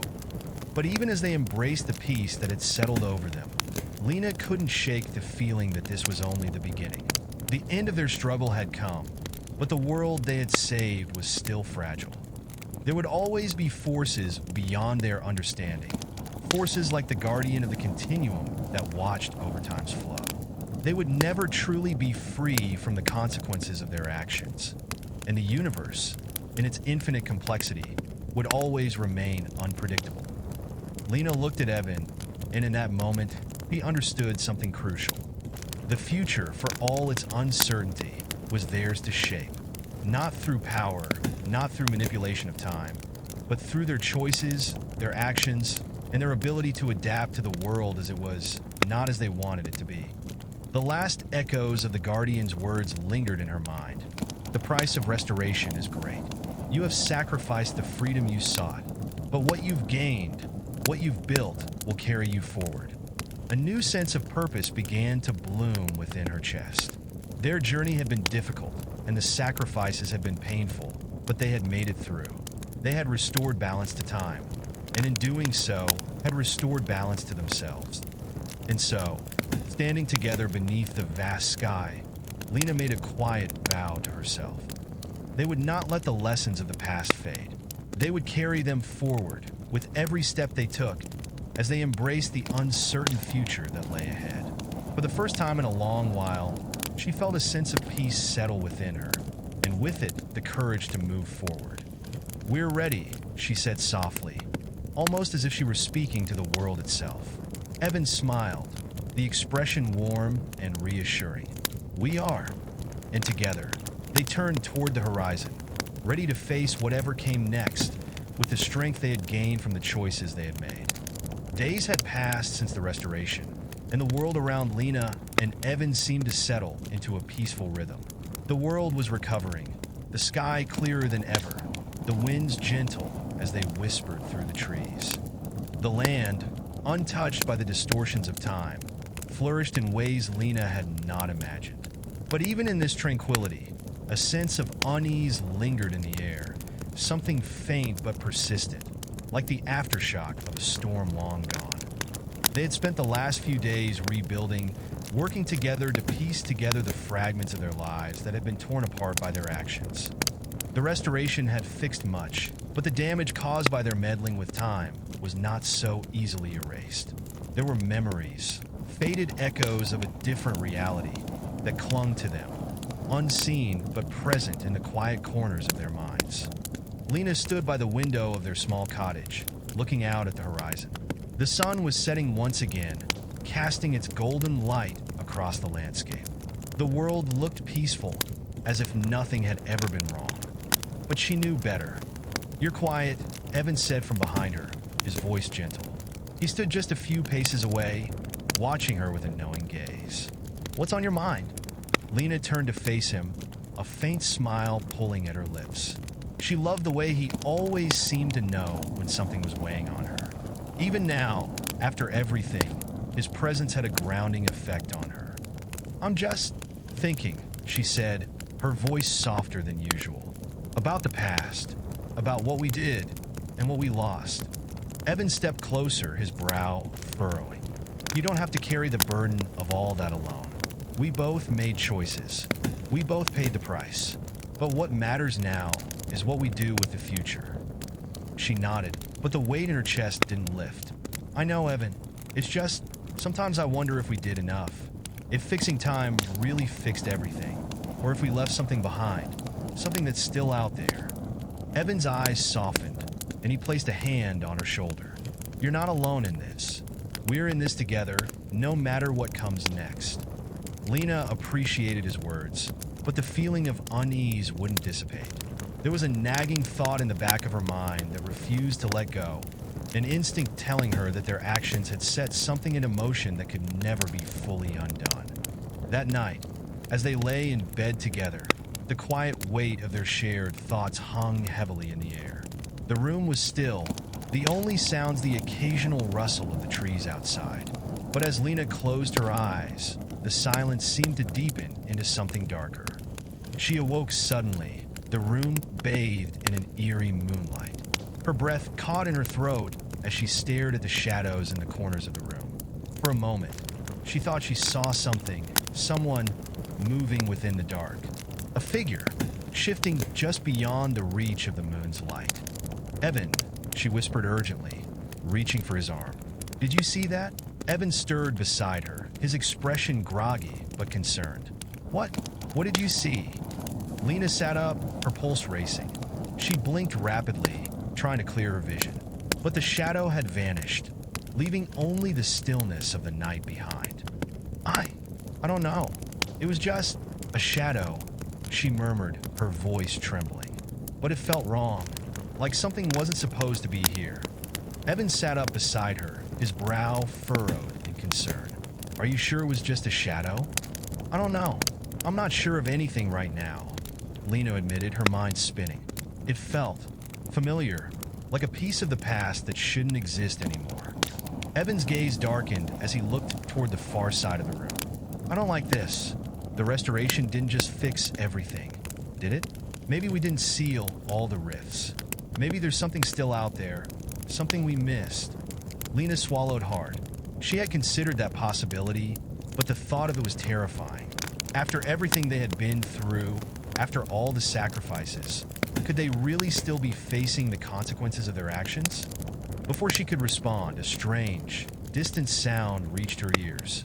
It was faint at first, like a whisper on the wind, something just beyond comprehension. But then it grew louder, the low murmur intensifying into something unmistakable, a voice. Lena, Evan. The voice echoed in her mind, not spoken aloud, but felt deep within her thoughts, as though it were coming from the very fabric of reality itself. Lena's heart thudded in her chest. Did you hear that? Evan looked at her, his face pale. Yeah, I did. Lena shot out of bed and rushed to the window, peering into the darkness outside. The world seemed unchanged, the landscape quiet, the moonlight casting long shadows over the field. But that voice, that whisper, still lingered in the back of her mind, calling to her, urging her to listen. A chill ran down her spine. Something's wrong, she whispered. It's like the past is trying to reach us. We fixed time, but something didn't stay fixed. Whatever we did, it left something behind. A scar. Evan joined her at the window, his expression tense. We need to find out what that is. If there's something we missed, we can't just leave it like this. Lena nodded, her resolve hardening. We can't keep running from this. We have to face it. The whispering voice continued, distant but insistent, as if time itself was calling out to them, reminding them that the balance they had restored was fragile. Lena felt the weight of it on her shoulders, an unspoken warning that no matter how much they had tried to fix, there were always remnants, things left undone, that might one day come back to haunt them. But she knew one thing for certain. No matter how many echoes of the past came for them, she and Evan would face them together. They had already given everything to restore time. They would give whatever it took to ensure they stayed ahead of whatever came next. Tomorrow, she said, her voice steady, though the tension in her body was palpable. We find out what's still out there. Evan met her gaze, his eyes unwavering. Tomorrow, and together, they stepped back into the night, prepared to confront whatever the shadows of time had left behind. The next morning, the sun rose with its usual soft glow, but to Lena, it felt distant, almost hollow. The peace she had briefly allowed herself to enjoy now seemed like a fleeting illusion. The strange voice, the whisper of something lost, was still with her, echoing in the back of her mind. The shadows were not just shadows anymore. They were watching. Evan was already up when she arrived downstairs, his eyes tired but determined. I've been thinking, he said as she entered, his voice low. We need to go to the place where it all began. The valley. Lena's heart tightened at the mention of the valley. The place where they had first encountered the cracks in time. The place where they had altered its flow and inadvertently unleashed chaos upon the world. It felt like ages ago, yet the memories of their mistakes were still sharp. I don't think we have much of a choice, Lena said, meeting his gaze. If something's still out there, something we didn't fix, it has to be in the valley. It's where it all started. Evan nodded, his face set in determination. Then let's go. We'll face whatever's left and put an end to it. They packed quickly, taking only what was necessary. Their journey was not going to be easy, and they both knew it. As they left their cottage behind and made their way toward the valley, the world seemed unnaturally quiet, as though holding its breath. The path to the valley was familiar, yet there was something different about it today. The air felt heavier. The trees seemed to bend unnaturally, as though the land itself was warning them to turn back. The landscape, once so vibrant, now appeared slightly distorted, flickering between different states as though caught between two worlds. "This isn't right," Lena muttered under her breath. "It's like the land can't decide what it wants to be." Evan's grip on his pack tightened. "It's not just the land. This is time itself, still shifting in places we can't see. The rift we caused didn't just heal. It's like a scar, still trying to close." Lena glanced at him, her expression dark. "Do you think something else is coming? Like we're being dragged back into it?" "I don't know," Evan said, his voice low. "But we won't know until we get to the valley." They pushed forward, the terrain growing more difficult as they neared the heart of the valley. The trees became thicker, their branches twisted into strange shapes, like gnarled hands reaching for the sky. The silence had deepened into a suffocating stillness, broken only by the occasional rustling of unseen creatures. Lena felt a shiver crawl up her spine as the valley loomed ahead, shrouded in an eerie mist. It was here, in this place, that they had disrupted the flow of time. Here, where their choices had caused the rifts that warped the fabric of reality itself. The mist thickened as they entered the valley, the air heavy with the weight of memories that were not their own. For a moment, Lena swore she could hear faint whispers in the distance, like voices calling from the past, beckoning her to remember. "Lena, stay close," Evan said, his voice sharp. "Something's not right here." She nodded, her hand instinctively reaching for his. Together, they walked deeper into the valley, their footsteps muffled by the thick fog. The valley seemed to stretch on endlessly, its landscape shifting and warping with every step they took. Time was bent here, fractured, twisted into a state of unnatural flux. At the center of the valley, they found it the source of the disturbance. A massive stone obelisk, cracked and broken, stood at the center. It was an ancient structure, far older than anything Lena or Evan had ever seen, and it pulsed with a strange, dark energy. The cracks on its surface seemed to move, as if the stone itself were alive, shifting in response to their presence. "This is it," Lena whispered, her breath catching in her throat. "This is the rift, the scar in time." Evan's face was grim as he stepped closer to the obelisk, reaching out with a cautious hand. As his fingers brushed against its surface, a shockwave rippled through the air, and the world around them seemed to shudder. The mist swirled violently, and the sky above darkened, as if the very fabric of reality was being torn apart. Lena gasped, her heart racing. "What did you do?" I didn't mean to," Evan said, his voice strained. "It's like it's responding to us, to what we did." The obelisk began to hum, its deep, resonant sound vibrating through the ground beneath their feet. The energy coming from it was overwhelming, oppressive, like the weight of 1,000 years bearing down on them. Lena could feel it. Something was waking, something that had been trapped within the obelisk, something ancient and hungry. "I think it's time to face whatever's inside," he said, her voice steady despite the rising fear. "Whatever we unleashed, it's still here, and we need to finish what we started." As she spoke, the obelisk cracked further, a deep groan filling the air as a shadow began to rise from within its core. It was a shape massive and shifting, with tendrils of black smoke coiling out from it like writhing serpents. The figure was formless at first, but as it rose, its shape solidified, a towering, monstrous form, its eyes glowing with an otherworldly light. Lena and Evan stepped back in unison, their hearts pounding in their chests. Is that the Guardian?" Lena whispered, her voice barely audible. "I don't know," Evan said, his breath quickening, "but it's definitely not friendly." The shadowed figure loomed over them, its presence suffocating. The air grew thick with an oppressive force, and the ground beneath their feet seemed to tremble. The voice they had, heard before, the whispering call from the past, grew louder, now a cacophony of countless voices, all speaking at once.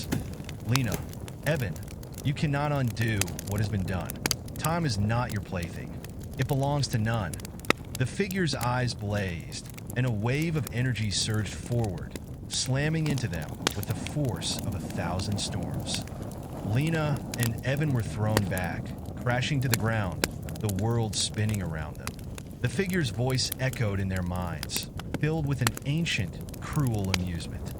You cannot escape me. The price you have paid is not enough. You have crossed the threshold, and now you must face the consequences. The ground beneath them cracked open, revealing a chasm that seemed to stretch infinitely down into the darkness. The air was thick with the power of the figure, and every breath felt like an effort. Lena scrambled to her feet, her mind racing. The Guardian had awoken, and their fight had only just begun. Lena's heart pounded in her chest as she struggled to regain her footing. The ground beneath her feet trembled, cracking wide as the abyss below seemed to reach for them, pulling the very air into its depths.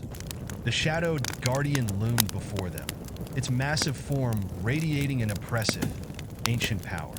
The voices in her head grew louder, a chorus of distorted, alien tones that gnawed at her sanity. You cannot escape me.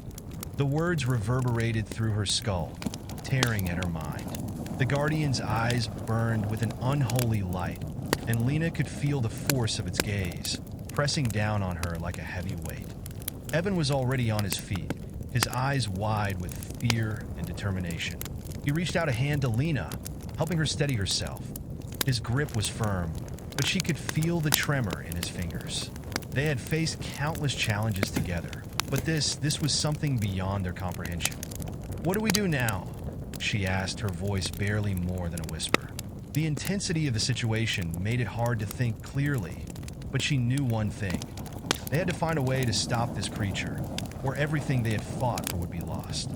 Evan scanned their surroundings, his mind racing.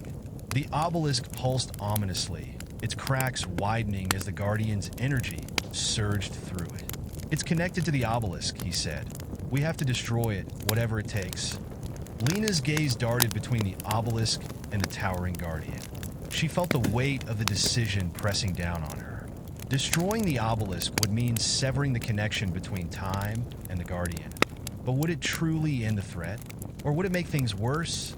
As if reading her mind, the Guardian's deep voice echoed in her thoughts again. Foolish mortals, you think you can undo what has already been set in motion?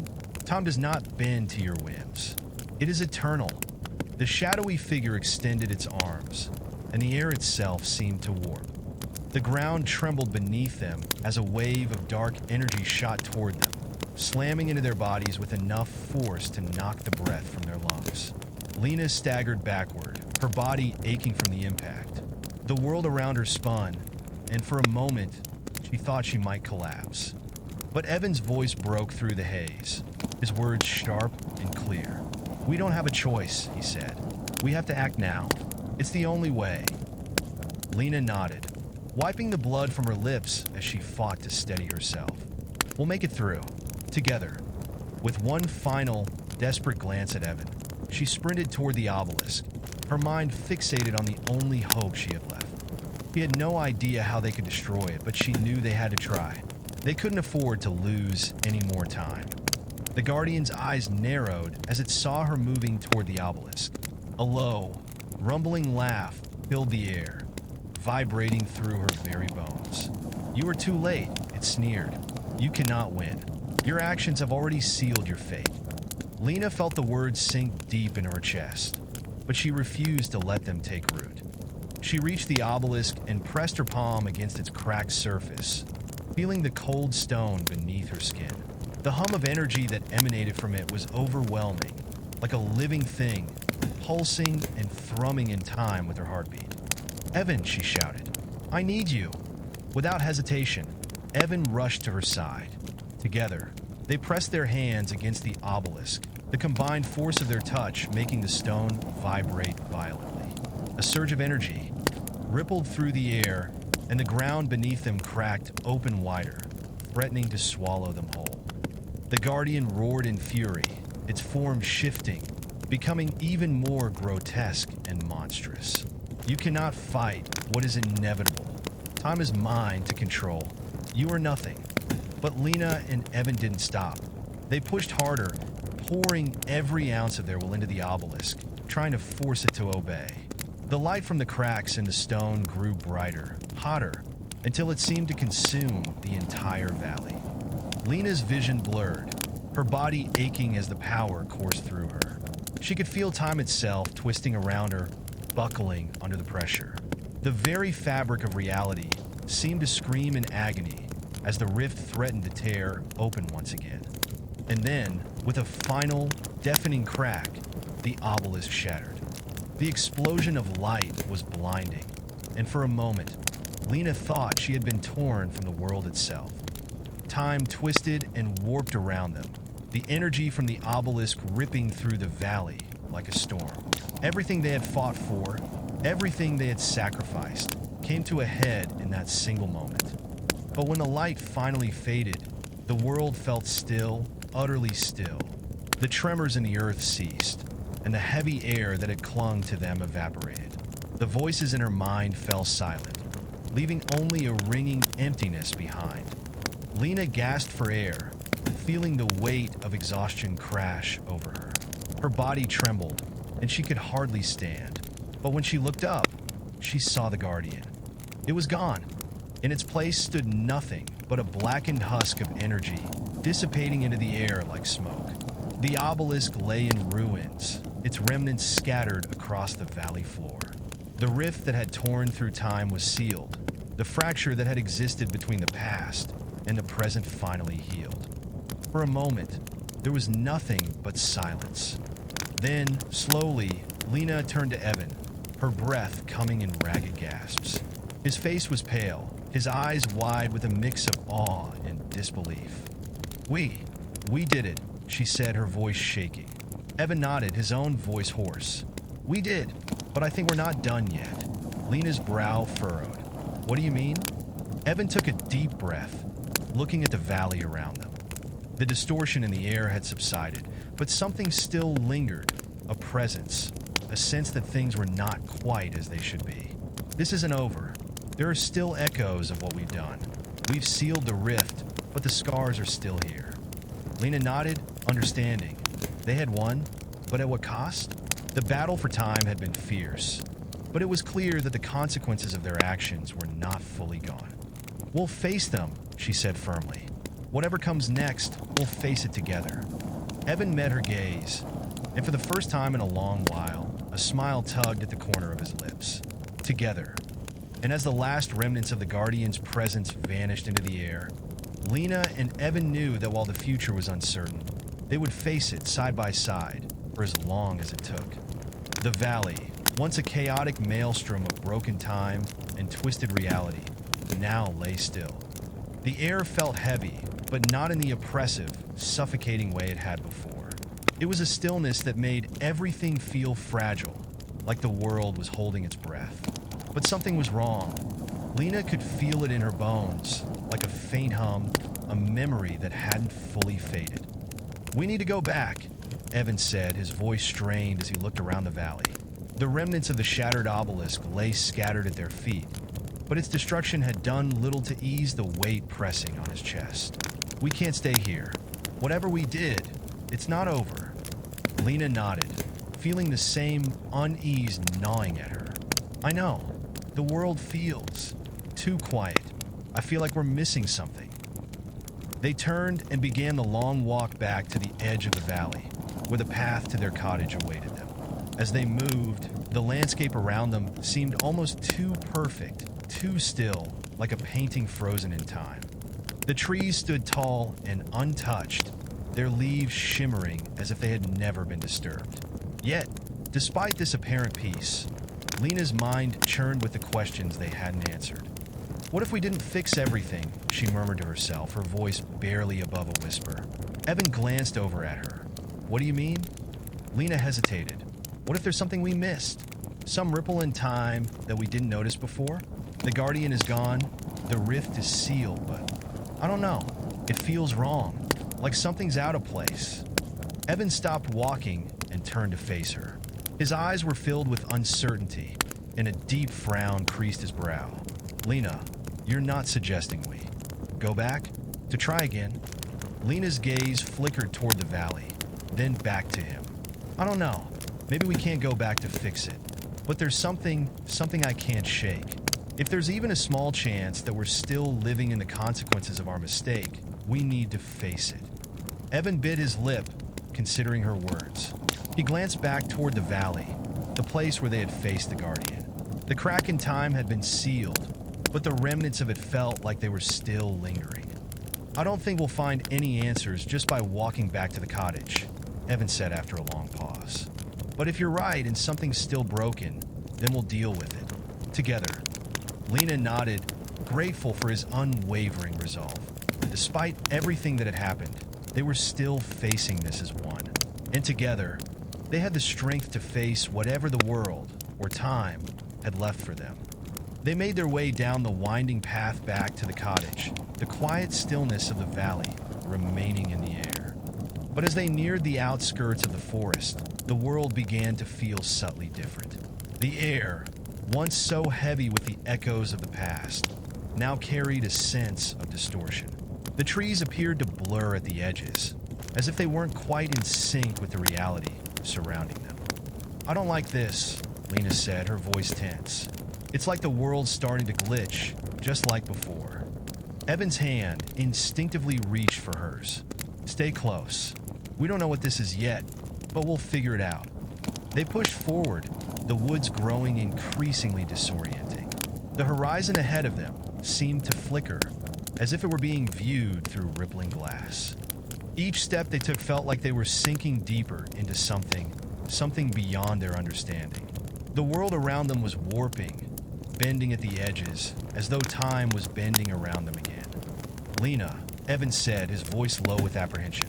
I think we've missed something important.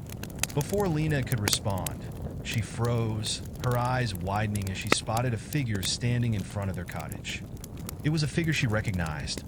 Is that, she began, her voice trembling. The figure turned slowly toward them, its features becoming clearer with each passing moment. It was a woman, her face pale and serene, her long hair flowing as though moved by an unseen wind. She wore a flowing dress, torn at the edges, her eyes glowing with an otherworldly light. Lena's breath caught in her throat. The figure was familiar, and yet not at the same time. Who are you? Lena called out, her voice shaking. The figure stepped forward, her presence as commanding as it was unnerving. I am what you left behind, the woman said in a voice that was both soothing and chilling. I am the consequence of your choice, the part of time that you severed but could not destroy. Lena and Evan both froze, their minds racing. The woman's words echoed in their thoughts like an omen, a warning that the damage they had caused had not been fully undone. What do you mean? Lena asked, her voice barely a whisper. The woman smiled, a sad, knowing smile. When you shattered the obelisk, when you sealed the rift in time, you thought you had undone your mistake.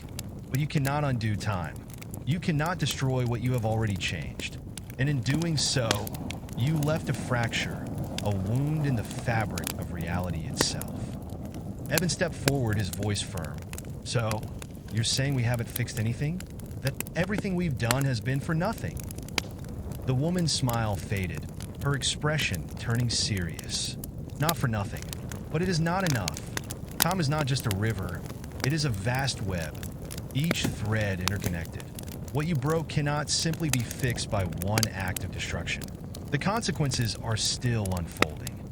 Lena's heart sank. Then, what do we do now? The woman's eyes softened. You must choose. Time cannot heal without sacrifice. You will need to give something that will change everything once more. Evan and Lena exchanged a glance, the weight of her words sinking in. There was no easy way forward. The consequences of their actions had rippled through the world in ways they couldn't comprehend.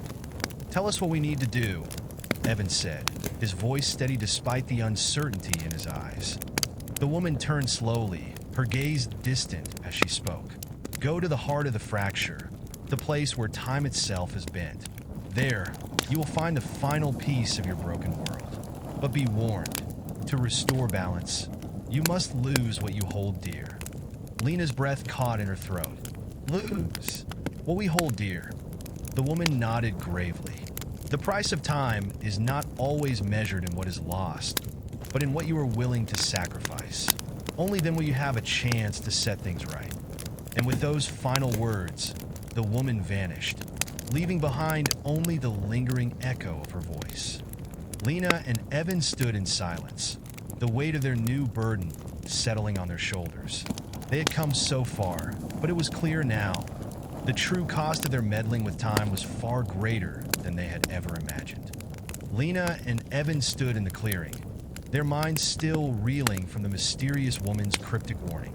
The quiet of the world around them felt more oppressive now, as if the very air was holding its breath, waiting for them to make a choice. Lose what we hold dear. Lena repeated the words softly, the weight of them settling heavily in her chest. What could that even mean? What were they willing to sacrifice in order to restore balance? Would it be their lives, their memories, or something even worse? Evan's voice broke through her thoughts. We don't have a choice. She said we need to go to the heart of the fracture. Lena nodded, but a sense of dread gnawed at her insides. The heart of the fracture, where time had bent and shattered. The place where they would face the full force of their actions. But what awaited them there? Was there truly a way to fix everything, or were they walking into a trap? How do we even find it? Lena asked, glancing around the forest, her gaze narrowing as she searched for any signs. The path ahead felt like a blind descent into something unknown, something far darker than anything they had faced before. I don't know, Evan admitted, but we have to try. We can't just leave it like this. The two of them started walking, heading toward the distant mountains that loomed in the horizon. The valley behind them felt like a distant memory, and the world ahead was uncertain. Each step felt heavier than the last as they made their way through the woods. Every rustle of the trees, every snap of a branch beneath their feet seemed to echo louder in the silence that surrounded them. As they neared the base of the mountains, the air grew colder. The sky overhead had darkened, and a strange, unnatural fog began to roll in, swirling around their feet. The sense of unease grew, as though the world itself was becoming aware of their presence. The fog seemed to distort, twisting into shapes that flickered and vanished before their eyes. Lena felt a chill crawl down her spine. Evan, do you see that? Evan stopped and looked around, his eyes narrowing as he scanned the mist. I see it. What is it? The fog seemed to coalesce into fleeting images, faces that flickered in and out of existence, each one twisted with fear and sorrow. The air crackled with static, the sensation of time bending in ways that didn't make sense. The distant mountains loomed over them, but they felt awe, like they were no longer part of the world they had known. I think we're close, Lena said, her voice trembling. This must be the edge of the fracture, the place where time is breaking apart. Evan didn't respond, his gaze fixed on the flickering images in the mist. His hand tightened around the hilt of the dagger they had kept with them since their first encounter with the Guardian. It felt like a small comfort in the midst of the chaos. Stay close, he said, his voice steady but tinged with a sense of urgency. Whatever happens next, we face it together. They pressed on, the fog thickening around them. With every step, the distortion grew stronger. The landscape before them seemed to warp, as though the mountains themselves were shifting, changing in real time. One moment they looked jagged and foreboding. The next, they seemed to stretch unnaturally high into the sky, then flatten into hills. Lena's mind raced. This is it. This is where time bends. Ahead of them, the ground seemed to split open, revealing a vast chasm, a deep rift that cut through the earth like a wound. From the depths of the chasm, a light pulsed, a sickly, unnatural glow that flickered like a dying star. The air around it hummed with power, and for a moment, Lena felt as though she could hear the heartbeat of time itself, faint but constant. We're here, Lena whispered. She could feel the weight of the moment pressing down on her, the choice looming over them like an executioner's axe. They had come so far, but they had no idea what awaited them in the heart of the fracture. Evan's voice was low. What do we do now? Lena took a deep breath and stepped forward. As she did, the world seemed to shudder, the air vibrating with an energy that made her skin prickle. The rift before them seemed to beckon, pulling them toward it with an irresistible force. The flickering images in the mist became clearer, more distinct. Faces from the past, people they had known, moments they had lived through, memories they had almost forgotten. Do you see them? Lena asked, her voice a little louder than she intended. Evan looked around, his face pale. It's like they're trying to pull us in. Lena's eyes widened. What if these are our past selves? Versions of us that never made it to this point. Suddenly, the voice of the woman, the mysterious figure they had encountered earlier, echoed in their minds again. To restore balance, you must make a choice. What you hold dear will be your sacrifice. A ripple of fear shot through Lena's chest. She understood now. The figures in the mist, the flickering memories, were all possibilities. Different versions of themselves, moments they had lived through and might never have the chance to again. They were the cost of time, the consequences of what they had broken. And they had to choose. A familiar voice broke through the quiet, distant but unmistakable. Lena, Evan. Lena spun around, her heart skipping a beat. Standing at the edge of the rift was a figure she had never expected to see again. Her father. Dad, she whispered, unable to comprehend what she was seeing. But the figure before her smiled warmly, the same smile he had given her so many years ago. What is this? Evan breathed, stepping closer to Lena. Is this real? I don't know, Lena admitted, her hands trembling as she reached out toward the figure. It can't be. It has to be some kind of illusion. Her father's smile never faltered. You've come so far, Lena, but you must make your choice. Time has a price, and that price is what you hold most dear. Tears welled up in Lena's eyes. I don't want to lose anything else. I've already lost so much. Her father's voice softened. I know, but to restore the balance of time, you must decide. One life must be lost for the world to heal. You can choose to let time continue its spiral, or you can restore what has been broken at the cost of what you love most. Evan's voice was tight with emotion. Lena, we don't have to do this. We can fight it. We can find another way. But Lena's heart was torn. She saw the faces around her, her father, the memories she could barely hold on to, the life she might have had if she had never crossed paths with time's chaos. And she understood, deep in her soul, that the only way to fix everything was to let go of something precious. The fog around them thickened, and the light from the chasm flared, illuminating the path before them. Lena, whatever happens, know that I love you, her father's voice whispered one last time. And with that, the world before them darkened. The world before Lena and Evan was dark, suffused with an eerie glow that seemed to pulse in rhythm with the beat of time itself. The weight of their father's words echoed in the stillness around them. One life, one precious existence, must be lost for time to heal. Lena stood frozen at the edge of the chasm, her mind whirling. The fog that surrounded them now felt colder, more suffocating, as though it was pressing against her chest, urging her to make a decision before it was too late. She could hear her father's voice again, but it was fainter now, fading like an old memory. I can't do this, she whispered to herself. I can't choose. Evan's presence beside her was a steady comfort, but even he seemed lost, torn between the need to save everything and the crushing realization of what it might cost. His hand brushed against hers, and for a moment, she felt the warmth of their connection, of everything they had fought for. But now, the weight of their reality pressed down on them both. I know, Evan said softly, his voice a little strained. This isn't something anyone should ever have to choose. But the world's breaking, Lena. If we don't make a decision, we might lose everything. Lena's heart pounded in her chest. She could feel the chasm before them, the deep rift in the fabric of reality, as if it were alive and waiting for them to act. It had already consumed so much, and the more she stood at the edge, the more she could sense time itself shifting, growing unstable. What if we choose wrong? She asked, her voice barely audible. What if this choice isn't enough? Evan turned to face her fully, his eyes searching hers. We don't know what will happen, Lena. We can't see the future, but we can't let time collapse any further. If we do, nothing will be left to save. The air around them seemed to thrum with the unspoken weight of the decision they had to make.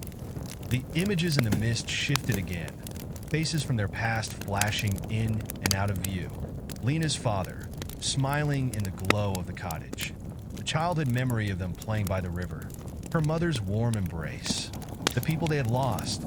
And Evan, her best friend, her partner in this battle against time. The one person who had stood by her, no matter what. He was her anchor in this storm of chaos. Lena, Evan's voice was low, soft, and his hand found hers. His fingers gripped hers tightly, grounding her. No matter what happens, I'm with you. We've made it this far together. I'm not leaving you. A tear slid down Lena's cheek as she looked at him, her heart aching. I don't want to lose you, Evan. You won't, he whispered, his voice full of conviction. I promise you won't. But we can't let this destroy us. We've got to end it now, before everything falls apart. The chasm beneath them pulsed again, and the eerie light grew brighter, bathing the world in an almost otherworldly glow. It was as if time itself was watching them, waiting for them to make their choice. Lena felt a pang of sorrow in her chest. The decision had always been inevitable, hadn't it? From the moment they had meddled with time, they had opened a door that could not be closed. Now, the door had led them here to this moment, this impossible moment. Evan's eyes softened as he looked at her. We have to choose, but whatever happens, we'll face it together. We always have. The voice of the woman, the one who had warned them earlier, filled the space around them again. To restore the balance of time, one must be sacrificed. One life must be lost to mend the fabric of reality. What you hold dear will be your price. Lena's breath caught in her throat. The choice was here, inescapable. One life for all, one sacrifice for the world to heal. Evan's hand tightened around hers, and for a brief moment, everything was still. The world seemed to pause as they stood there, on the edge of the rift, caught in a moment that stretched beyond time itself. Lena closed her eyes, trying to steady her breath, trying to feel her heart in the midst of the chaos. I'm sorry, she whispered. What? Evan said, his voice full of confusion. He pulled back slightly, his grip loosening, but Lena held on tightly, as though it was the last tether keeping them grounded. I have to do this, she said, more firmly now, her voice breaking. I have to make the sacrifice. No, Evan said, his voice filled with desperation. Lena, please, you don't have to do this. I can't lose you. We can find another way. We can.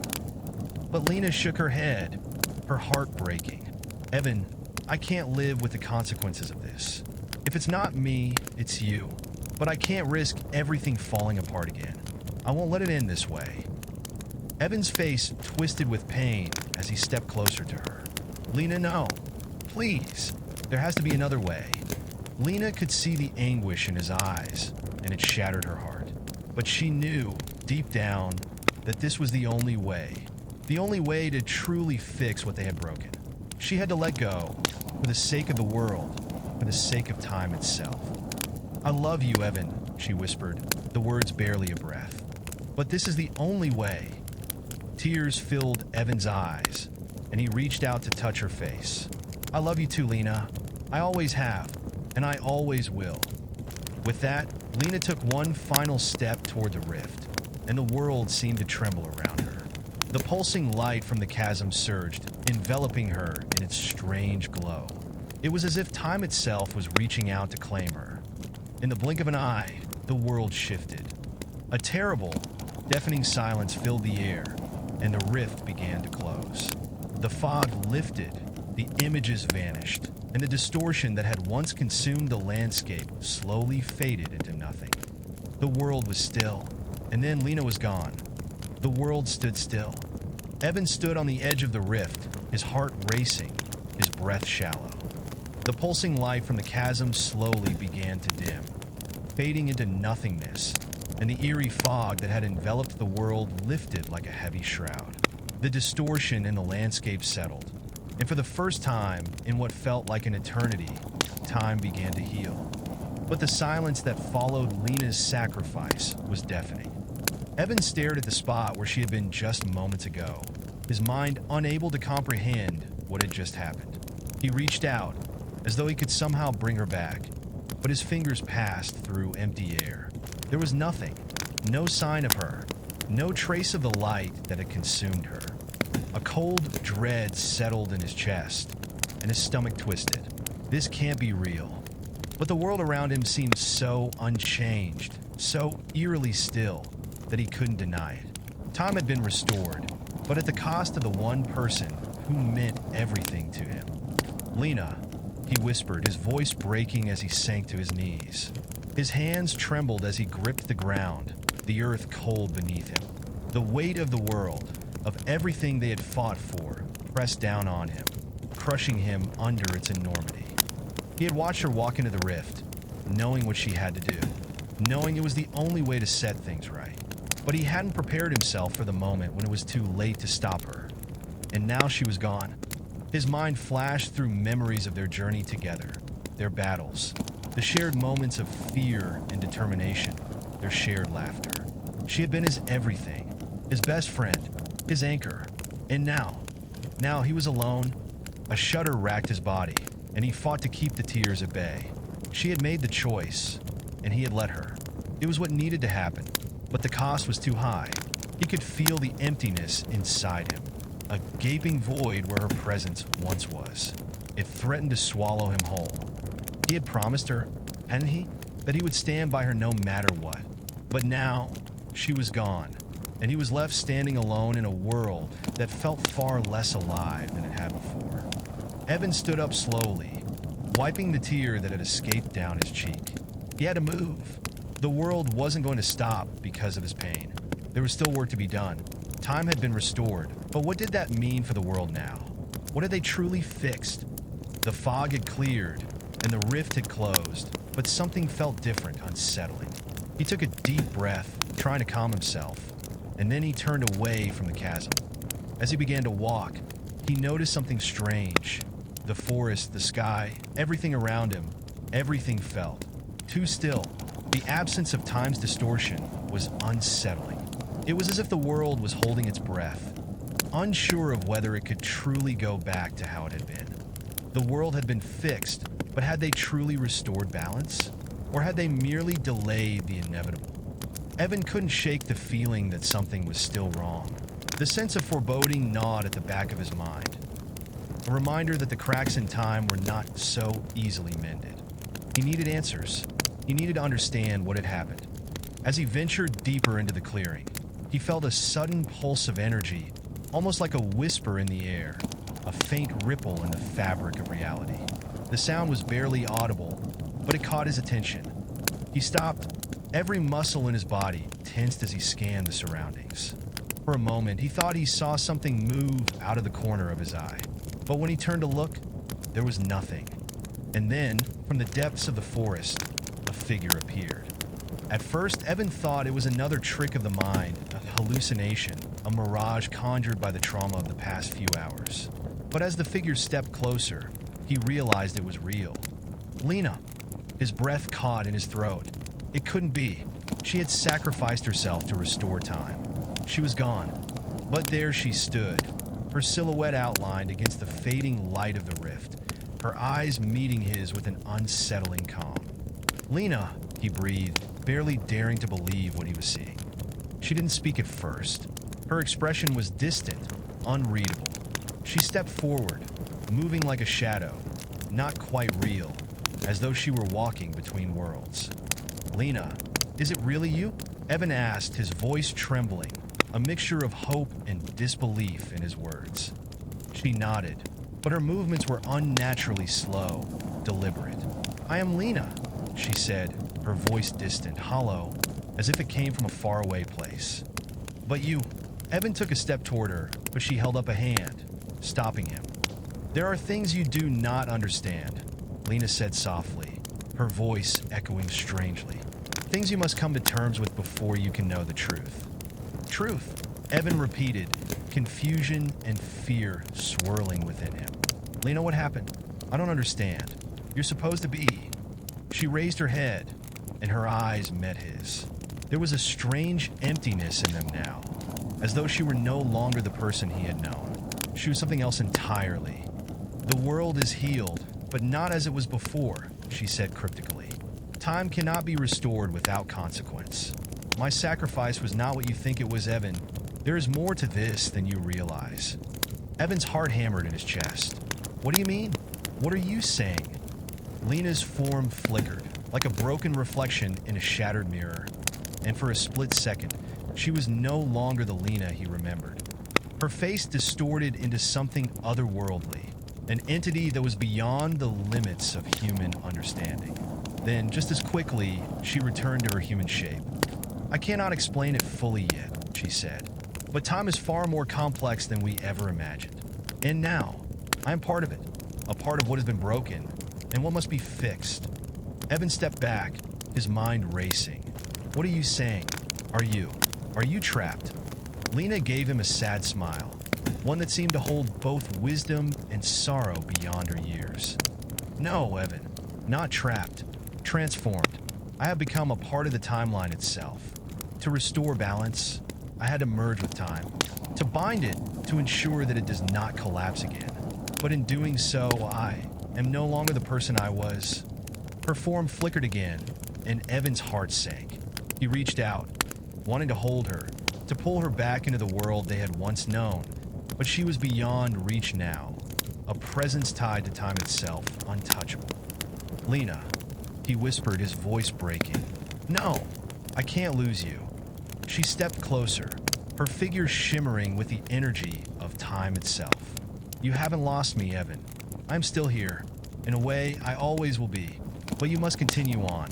You are the one who can shape the future now. I am just a part of what has been. A soft wind began to blow, and Lena's form began to fade, as if the very air was pulling her away. Wait! Evan cried, his voice full of desperation. Don't go! But Lena was already vanishing into the air, her presence fading like a dream, slipping away upon waking. I will always be with you. Her voice echoed softly, fading into nothingness. And then she was gone. The world stood still once more, and Evan was left alone, standing in the quiet aftermath of everything they had endured. Time had been fixed, but at what cost? The truth of what had happened, and what Lena had truly become, would take time to understand. But for now, all Evan could do was carry on. He was the last one left to protect what had been saved. The world had changed, and yet, nothing had truly changed at all. Evan stood at the edge of the clearing where Lena had vanished, the place where they had once fought so hard together. The landscape before him was beautiful, untouched by the chaos that had once consumed it, but it felt hollow, empty, like an empty shell. The world was healing. That much was certain. The scars time had left were slowly fading, the cracks in reality mending like the threads of a broken tapestry, being carefully sewn back together. But with every passing moment, the burden of the choice they had made weighed heavier on Evan's shoulders. He had been left behind. Lena had become a part of time, fused with it, to hold it together and prevent it from unraveling again. But she was gone. The person he had known and loved, the one he had fought beside, was no longer there to share in the weight of it all. A soft breeze swept through the trees, rustling the leaves. The air smelled fresh, alive, like the dawn of a new world. And yet, Evan felt none of it. It all felt distant, unreal, as if he were watching from the outside looking in. He couldn't stop thinking about Lena. Her final words echoed in his mind. I will always be with you. But it wasn't enough. He couldn't grasp the idea of her no longer being with him, of her being beyond reach. Why, Lena? He whispered to the wind. Why did it have to be this way? But the wind gave no answer, only the quiet rustle of leaves. The silence was deafening. Evan turned away from the clearing and began to walk, moving through the forest without a clear destination. His legs carried him on autopilot, his mind numb, filled with memories of Lena, of their time together, their bond, the battles they had fought. The strange flicker of her presence, the way she had faded into time itself, lingered in his thoughts. He didn't fully understand what had happened, but he knew this much. Lena had become part of the very fabric of reality. She had sacrificed herself, not just for the world, but for time itself. And now, her essence, her consciousness, was woven into the timeline, holding everything together. A heavy weight settled in Evan's chest. He had never been good with words, but now, when he needed to understand what had happened, there were none. No explanation could fill the hole she had left. What was he supposed to do now? He couldn't turn back. The damage they had done was irreversible. Even if they mended time, there was no undoing the cost. As Evan walked through the forest, he noticed something strange, something familiar. In the distance, a figure stood by a stream, silhouetted against the golden light of the setting sun. For a moment, his heart leapt in his chest. Lena? But no, it couldn't be. The figure turned, and Evan's breath caught in his throat. It wasn't Lena, but the resemblance was uncanny. A woman with long dark hair and eyes that seemed too knowing, too ancient. She wore a dark cloak that blended seamlessly with the shadows of the forest, and when she spoke, her voice was low and filled with an otherworldly calm. You've come far, Evan. The woman's voice carried an ancient weight, like the whisper of ages past. Who are you? Evan demanded, his hand instinctively reaching for the weapon at his side, though he had no intention of using it. The woman radiated an unsettling aura, something beyond the boundaries of his understanding. I am someone who has watched, she said, her eyes glinting in the dimming light. I have seen the rise and fall of countless lives, and now I see yours. Evan frowned. You know who I am? I know much, the woman replied with a faint, almost sorrowful smile. And I know what you have lost. He froze. What do you mean? The woman's gaze softened, and for a moment, Evan thought he saw a flicker of sympathy in her eyes. You think Lena is gone, but she is not. Not truly. She's part-time now, yes, but she exists beyond the veil. She remains, and you, Evan, will one day find her again. The words hit him like a wave. Find her again? He repeated, his voice shaking. How? How can I? You will find your way, the woman interrupted, her expression unreadable. Time has changed, yes, but the path forward is not so clear-cut as you believe. The sacrifice Lena made is not the end. It is the beginning of something greater. Evan's mind reeled. The woman spoke in riddles, but he felt an undeniable pull toward her. There was something ancient about her, something that hinted at knowledge beyond what he could comprehend. What do you want from me? Evan demanded, trying to steady his breath. Why are you telling me this? The woman tilted her head slightly, as if considering him. I do not want anything, Evan. I am simply here to guide you, to help you see what is beyond the immediate horizon. You cannot yet understand, but in time, you will. Evan took a step forward, his eyes narrowing. Who are you really? What is this place? The woman smiled, and the strange glow around her seemed to intensify, as though she were part of the very fabric of the world. I am a keeper of time's forgotten threads. I exist between moments, between worlds, to ensure that the timeline does not fracture beyond repair. I have watched over countless timelines. Yours is no different. You and Lena were always meant to play your part in this dance of fate. But there are forces at work beyond your understanding, Evan. He shook his head, frustration building. I don't care about your cryptic answers. What do I need to do? The woman's eyes softened again. In the end, it is not what you do that matters. It is who you become. You are not the same person who started this journey. Evan, you have changed, but you will change again. And when you are ready, you will find Lena, and you will understand what must come next. Before Evan could ask any more questions, the woman turned and walked into the shadows, fading into the forest as if she had never been there at all. The forest around him felt still, but the words she had spoken echoed in his mind. Find Lena again. Could it be possible? Could he truly find her in this new world? Or was this all a part of the broken fabric of time, twisted by forces beyond their control? He didn't know. But one thing was clear. He couldn't give up. Not now. With resolve hardening in his chest, Evan made a decision. He would follow the path she had set before him, no matter where it led. For now, he would walk alone. But one day, he would find her again.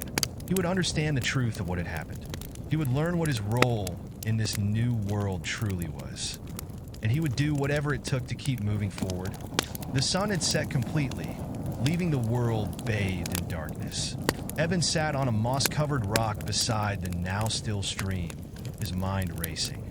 The woman's words echoed in his thoughts like an endless hum, a constant reminder that the answers he sought were just beyond his grasp. Finally, again. What did that even mean? He had no idea. And yet, the certainty in her voice, the calm assurance that it was possible, stirred something deep inside him. He had to believe it. There was no other choice. He ran a hand through his hair, frustrated. The night was cold, and the world around him was too silent. The forest seemed to be holding its breath, as though it, too, awaited something that hadn't yet arrived. The loss of Lena still weighed heavily on him. He could still feel the ache in his chest, the emptiness left behind. Even though the world had healed, even though time had been restored, it felt as though a part of him was missing. A part he wasn't sure could ever return. And yet, the woman had said that he would find her again. He wanted to believe that. He had to.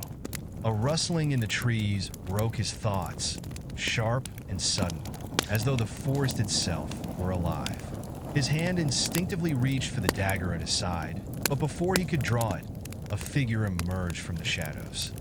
It was a man, tall, with a dark cloak that blended seamlessly with the night. His face was obscured by the hood, but his presence was unmistakable. Evan tensed, his instincts screaming that this wasn't just some ordinary traveler. The man stepped closer, his movements deliberate, like a predator circling its prey. There was something unsettling about him, something familiar but unsettlingly wrong. "You've been walking alone for too long." The man's voice was low and gravelly, though it carried a sense of authority. "Haven't you, Evan?" Evan's grip tightened on the dagger, but he made no move to attack. "Who are you?" he asked, his voice steady despite the unease creeping through him. The man chuckled, the sound like gravel scraping across stone. "You don't remember me, do you? How interesting." The man stepped into the pale moonlight, and Evan's eyes widened as he saw his face clearly. He was older than Evan, his features sharp and angular, with a hint of something predatory lurking beneath his calm expression. "I'm afraid we've met before," the man said, his smile widening. "But you wouldn't remember. It's funny, really, the things you forget." Evan's heart skipped a beat. There was something about this man's voice, something that made him feel as if he were staring into the face of a past he had long since erased. A past he didn't want to remember. "Who are you?" Evan repeated, more urgently this time, as the sense of familiarity intensified.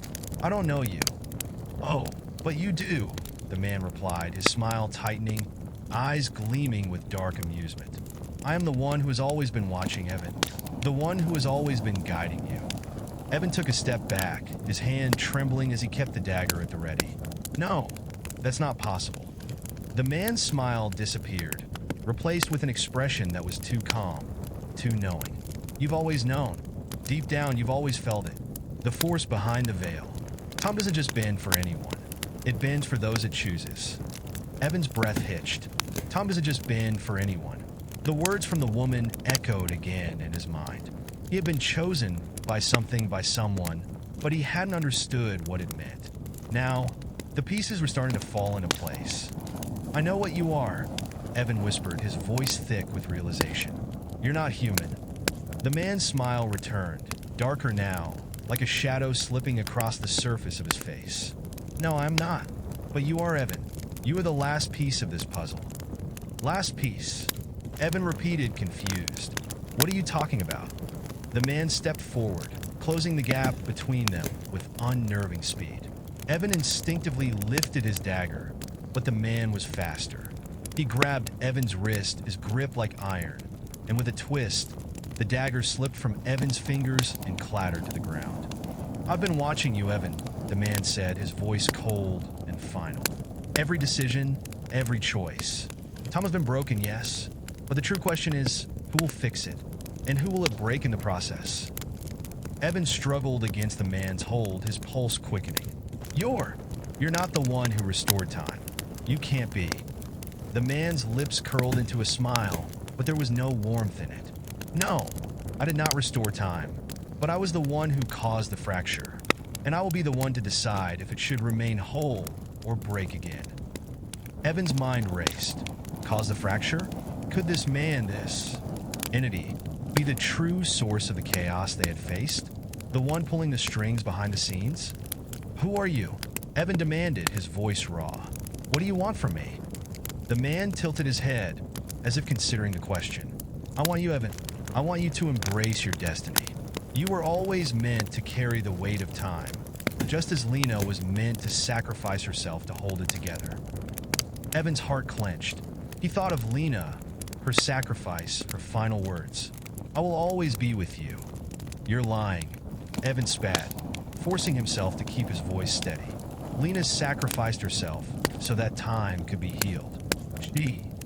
She is gone," the man interrupted, his voice like ice. "You think she's still a part of you? That she's still here? But the truth is far more complicated than you're willing to admit. She may have saved time, but in doing so, she set in motion the very forces that will tear it apart." Evan's mind reeled with the man's words. Tear it apart. He shook his head. It couldn't be true. Could it? Had Lena's sacrifice truly not been enough? Had they done all this for nothing? The man leaned in closer, his breath cold against Evan's skin. "You have a choice to make, Evan. You can continue this journey, seeking a truth that may never be found, or you can accept your place in time. You are more than just a pawn in this game. You are its architect. But the question remains, will you build or destroy?" Evan's knees buckled as the man's grip tightened, and he stared into the deep, endless abyss of the man's eyes. The weight of time, the weight of everything that had happened, bore down on him like 1,000 stones. The choice was his, and he didn't know what to do. Evan's thoughts were a storm, churning with the revelations the mysterious man had just unleashed upon him. The weight of his words was suffocating. "You are more than just a pawn in this game. You are its architect." That thought gnawed at him, twisted his stomach into knots. He had never wanted this, never asked for it. All he had ever wanted was to protect the people he loved, to keep the timeline safe from the horrors that had already ravaged it. And now this man, this entity, was telling him that he was not just part of the story. He was the one writing it. The grip on his wrist loosened, and Evan staggered back, gasping for breath. The man watched him with those cold, calculating eyes, as though waiting for him to come to some kind of understanding. Evan took a step back, his heart pounding in his chest. "What? What do you want from me?" The man's lips curled into a faint, almost sad smile. "What I want, Evan, is simple. I want you to decide what happens next. You and Lena were always meant to be the dual forces that kept time in balance. She's gone, yes, but you are still here.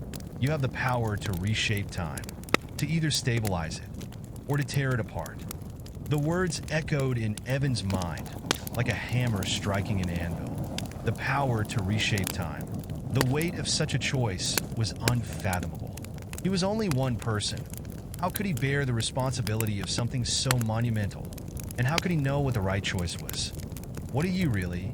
Evan asked, his voice unsteady, though he fought to keep his composure. "You're not human, and you're not like Lena. What do you really want? Why are you doing this?" The man's eyes flashed with something that could have been pity. "You see me as something monstrous, don't you? But I am a part of time. I always have been. I exist in the spaces between moments, between the realities that you know. I am the force that governs the boundaries of time. And now, I am your guide. I am the one who will help you become what you must." Evan felt his chest tighten. "And what is that? What must I become?" The man stepped closer, his presence overwhelming. "You must become the architect of time, Evan. You must decide whether this world continues its march forward in the way it always has, or if it will begin to fracture once again. You hold the key to the future now, but you must choose wisely. The choice was unbearable. How could Evan choose between stability and chaos? Between preserving everything he had fought for and the possibility of something greater, something that might tear the world apart? He had never asked for this responsibility, but here it was, forced upon him like a weight he could never escape. "You're asking me to play God," Evan said, his voice trembling, "to decide the fate of everything." The man's smile deepened. "You would be mistaken if you thought you weren't already playing God. Every decision you make shapes the timeline, Evan. You have always been part of this. I am simply offering you the opportunity to embrace your true role." Evan took a shaky breath, his heart heavy. He had never felt more alone than he did in that moment. The man was offering him something far beyond his understanding, something that felt like it could break him if he accepted it. But what was the alternative? To leave the fate of the world to chance? To let time continue unraveling without knowing if he had the power to stop it? "I can't make this decision alone," Evan said, his voice low. "I need help. I need Lena." The man's expression darkened for a moment, and Evan felt the air grow colder. "Lena is gone, Evan.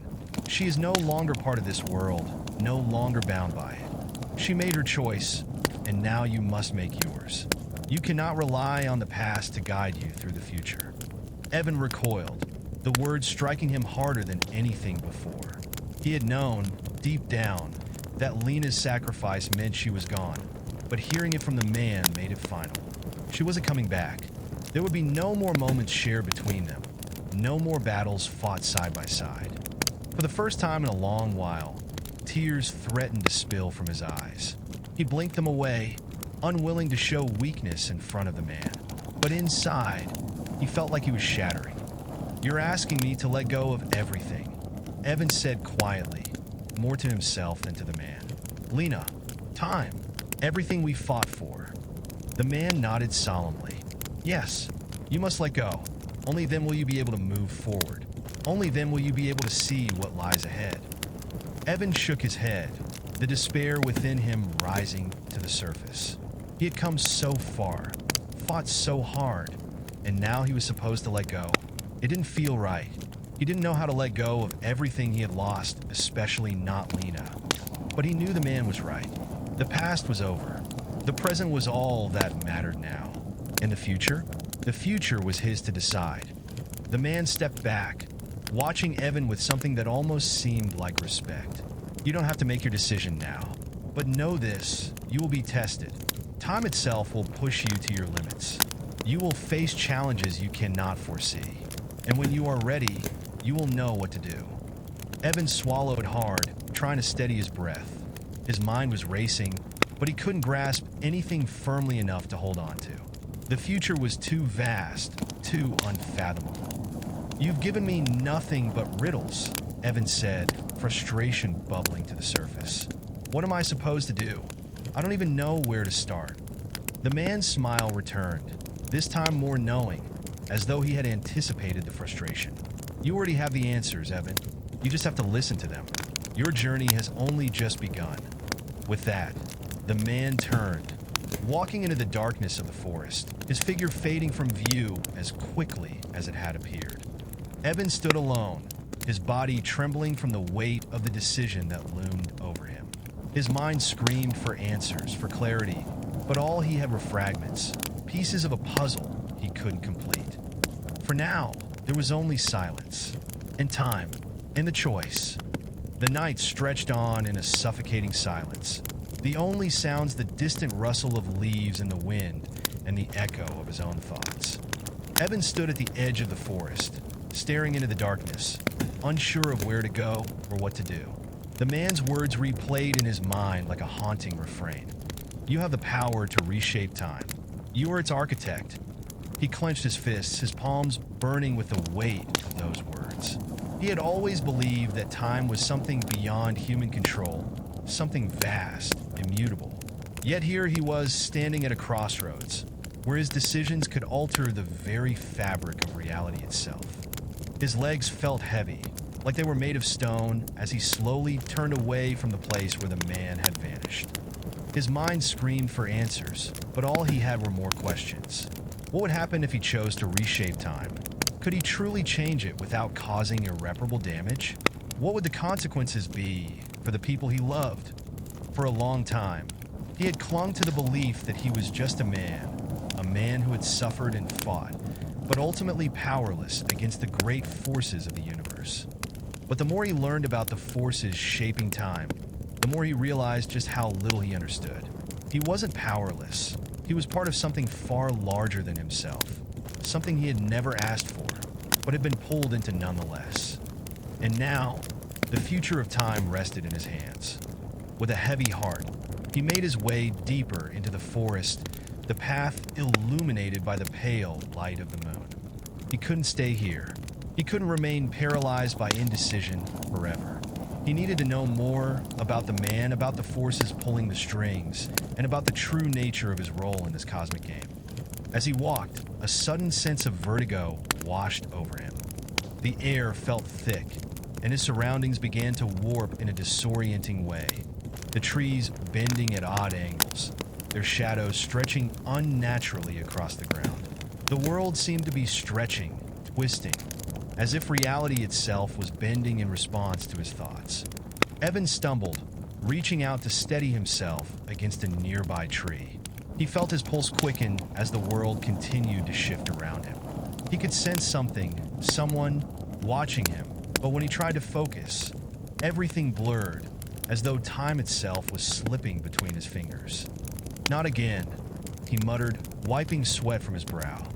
He closed his eyes, focusing on his breathing in an attempt to steady himself. This had happened before, the feeling that something was wrong with the world, that time was no longer flowing as it should. But this was different. This was stronger, more chaotic. He heard a soft whisper, faint at first, like the rustling of leaves in the distance. It grew louder, and before long, it was all around him, filling his mind, his senses. Evan. He froze, his blood running cold. The voice was familiar. Lena. His heart lurched in his chest, but the moment he tried to call out, the world shifted again. The whispering grew louder, the air heavy with urgency. "Evan, you must listen." The trees around him seemed to pulse, their trunks stretching and contracting like the beating of a heart. The ground beneath him trembled, and the sky above began to flicker, like an old film reel malfunctioning. The edges of reality were coming undone. The choice is not what you think it is. Time does not bend according to your will. It bends to the will of those who understand it, who have seen it in its true form. Evan's chest tightened, and his legs gave way beneath him. He fell to his knees, his hands gripping the earth as though it were the only anchor left in this world. The voice, the presence, felt so real. It was Lena, but it wasn't. This was something else, something deeper. "You have seen only fragments of time, Evan, only pieces. But the truth is that you are not the one in control." The words struck him like lightning. He opened his mouth to speak, but no sound came out. He felt as though he were drowning in the sheer weight of the revelation. "You are a part of something far older. Time is not a linear path, Evan. It is a spiral, a cycle that repeats itself over and over. You are not the architect. You are the key. The question is, are you ready to unlock what lies beyond?" With that, the world around him began to fragment, and Evan was thrown into a dizzying vision. He saw flashes, visions of cities falling, of skies torn asunder, of endless cosmic storms swirling around him. He saw countless versions of himself, each one standing at the center of a different reality, each one struggling with the same impossible decision. He saw Lena, her face distorted by the strain of time itself, her eyes pleading with him to understand. And then, just as suddenly as it had started, the vision stopped. Evan gasped for air, his body trembling from the intensity of the experience. He opened his eyes to find himself back in the forest, the trees silent once more, the world still and normal. But the whispering was gone, replaced by a deafening silence. The ground no longer trembled, and the air was still, though it felt thick with the weight of what had just occurred. The truth. Time was not what he had thought it was. It was not something that could be controlled, not by him, not by anyone. Time was a force, an ancient, unfathomable current that swept all things. Along with it, there was no architect, only those who understood it, who had seen it in its true form. And Evan was not ready. But the voice, Lena's voice, or whatever it had been, had left him with one undeniable truth. He had the key. He was part of something far larger than himself. He could not control time, but perhaps he could understand it. He stood slowly, his legs shaky beneath him, and looked out into the darkened forest. The night had returned to its silence, but Evan knew that the calm was only an illusion. His journey was far from over. The choice was still ahead of him, but now he understood. The path forward would not be one of control. It would be one of understanding, and he was going to need help to unlock the mysteries of time. Evan's legs moved mechanically as he trudged through the forest, each step heavier than the last. His mind was a whirl of confusion and disbelief, still reeling from the vision, the whispers Lena's presence, and the revelation that he wasn't in control of time. He wasn't the architect. No, the reality was far more complex, more terrifying. Time was not something anyone could manipulate. It was a force, an entity beyond understanding, and Evan was a mere player caught in its currents. He wasn't sure how much time passed as he walked. The moon hung low in the sky, casting long shadows between the trees. His thoughts kept circling back to that haunting message. You are the key, but you are not ready. Ready for what? What was there to be ready for? For the first time in a long while, Evan felt truly helpless. He was staring into the abyss of time itself, with nothing but fragments of understanding to hold on to. And that wasn't enough. It would never be enough. He had to know more. He had to understand what was happening, why time was unraveling, and how he could stop it, if stopping it was even possible. The whisper had told him one thing. The truth lies beyond your understanding. That message had been clear, but the hows and the whys were still a mystery. He stopped for a moment, closing his eyes, willing himself to focus. The images of the vision, the spiraling cities, the endless cosmic storms, still flashed before his eyes like a nightmare he couldn't wake from. They were fragments of something more, something he couldn't quite reach. What was Lena trying to tell me? He wondered, pressing a hand against his forehead. What's beyond time? As if answering his silent question, a flicker of movement caught his eye. The shadows at the edge of the forest rippled, like the very fabric of reality itself had been disturbed. Evan's heart skipped a beat, and he instinctively reached for the knife at his side. But then he realized there was no immediate danger. He could sense it. The presence before him wasn't hostile, but familiar. Evan, the voice, soft and soothing, echoed through the stillness. His breath caught in his throat as he spun around. There, standing at the edge of the clearing, was a figure. Not a man, not a woman, but something in between. It was like the shape of someone he might know, but the edges were blurred, constantly shifting like a mirage. The figure raised a hand in greeting, but there was something strange about the movement, as though it was not entirely their own. It was fluid, flowing like time itself was influencing every motion. Evan took a cautious step back. Who? What are you? The figure's features flickered again, as if struggling to maintain a solid form. I am an echo of what you must come to understand, Evan, it said. Its voice was deeper now, more resonant, but still unmistakably gentle. An echo? Evan couldn't fathom what that meant. His pulse quickened. An echo of who? Of what? The figure smiled, though the expression was fleeting, almost ephemeral. I am a fragment of time, as you are. I am not the beginning or the end. I exist between the moments, between the seconds, and I exist to guide you. The words seemed nonsensical, but somehow they resonated with Evan's confusion. This wasn't just another voice in his mind. It was something else entirely. A part of time that had found a way to manifest in this world. You said you're here to guide me, Evan said, his voice tinged with frustration. Then help me understand. What do you mean? Time is not linear? If I'm the key, what do I do with that? What am I supposed to do? The figure's form shimmered, then settled again. The truth of time is not something you can control, not something that can be manipulated as you might hope. Time is a current.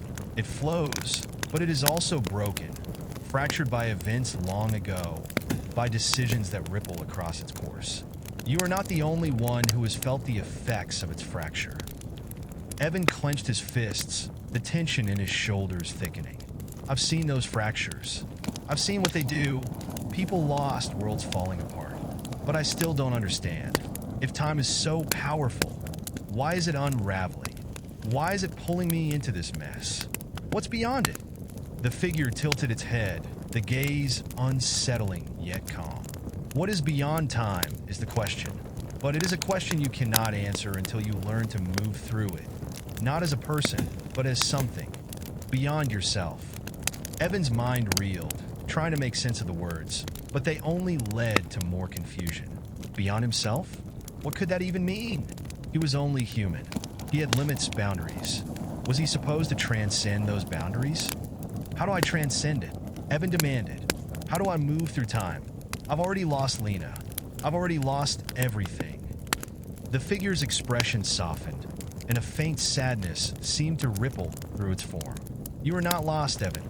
You are not alone. The path is difficult, but it is a path you must walk to find what you seek. The air around them thickened, and the shadows grew deeper, curling around Evan's feet like tendrils. He took a step forward, determined to push for more answers, but the figure seemed to shift once more, its shape dissolving into the night. Wait! Evan cried out, but the figure was already gone, slipping back into the ether from which it had appeared. He stood frozen, his breath shallow, trying to make sense of everything. The echo had given him more questions than answers. What was beyond time, and how could he find it? He could feel the answers just out of reach, like distant stars blinking far beyond the horizon. But one thing was clear. The universe was not what he thought it was. The fabric of reality was something far more complex and ancient, and time itself had a power beyond human comprehension. He was the key. He just didn't know how to turn the lock. The silence that followed the figure's departure seemed to stretch on endlessly, the shadows in the forest growing thicker, darker.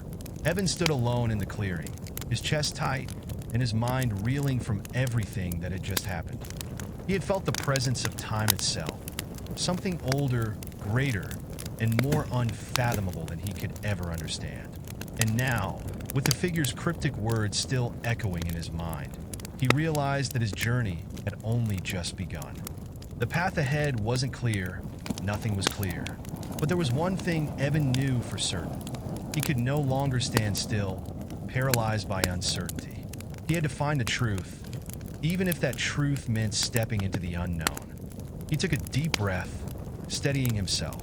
There was still so much he didn't understand, but the one thing that had stayed with him, more than anything, was the sense of a spiral, a cycle that wound tighter with every moment, pulling him deeper into its center. The forest seemed to hum with energy now, a low, almost imperceptible vibration in the air. Time, as he had come to understand, was not simply a stream to be followed. It was a labyrinth, a spiral that he could either navigate or be lost within forever. He had to figure out how to navigate it, and for that he needed to find answers. Evan started walking again, though his steps were heavier than before. The path ahead seemed endless, but he was no longer afraid of it, at least not in the way he had been before. He had seen the shifting presence, had felt its pull, and somehow, despite the chaos of everything, he felt a strange calm, a sense of purpose. For the first time since everything had started, he felt as though he was on the right path. The forest around him had grown eerily quiet as the night wore on. The rustling of leaves was gone, the usual sounds of nocturnal creatures stilled. It was as if time itself had frozen, like everything around him was waiting. And then, as if to answer that strange silence, there was a flash, a ripple in the fabric of reality that made him stop dead in his tracks. Evan's heart pounded in his chest as the air shimmered before him, rippling like water disturbed by an unseen force. And then, before his eyes, the world shifted. It wasn't like the vision he'd experienced earlier. No, this was real. The trees began to blur, their outlines warping and bending, their trunks splitting and reforming like ancient, crumbling pillars. The ground beneath his feet seemed to distort as though he were standing at the edge of some vast, unknowable abyss. Suddenly, Evan felt it, the weight of time pressing in on him from every side. It was suffocating, overwhelming. For a brief, terrifying moment, he thought he might lose himself within it, disappear into the vast, spiraling current that was beyond him. But then, a voice broke through the chaos, cutting through the suffocating darkness.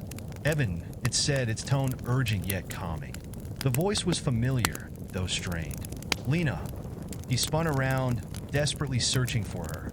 But there was nothing, only the distorted landscape, bending and twisting in impossible shapes. You're not alone, the voice continued, though it seemed to be coming from everywhere and nowhere at once. I'm here. I've always been here. Evan's breath caught in his throat, his heart racing. He wanted to call out to her, but the words caught in his throat, tangled by the overwhelming pressure of time itself. Lena, where are you? The voice didn't answer directly, but he felt her presence grow stronger, as if the very fabric of reality was bending to her will. It was as if she had become a part of it, a part of time itself. You don't understand, Evan, the voice said, growing more insistent. You never understood what you were a part of, but you will. You must. The pressure around him intensified, the sensation of time's current swirling around him growing almost unbearable. But he couldn't look away. He couldn't stop himself from listening. Time isn't just a force, Evan, Lena's voice whispered. It's a living thing.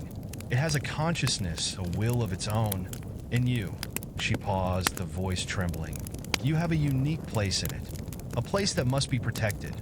Evan's mind raced. What are you saying? What do I have to do? What's happening to me? The world around him trembled, the shifting trees now bending toward him, their branches twisting like fingers, trying to grasp him. He felt the ground beneath him quiver, as if the very earth itself were alive, reacting to his confusion. You are part of time's design, Lena's voice whispered, more faint now. But your place is not fixed. You have a choice, Evan, a choice that could change everything. What choice? He demanded, his voice shaking. What do I have to do?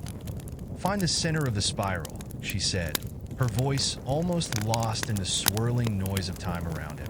It is the only way to stop what is coming, the only way to make things right. The air grew thick and heavy, as if he were submerged underwater, the pressure becoming unbearable. His heart thundered in his chest, but his legs felt as though they were frozen in place. He couldn't breathe. He couldn't move. And then, as quickly as it had come, the sensation began to ease.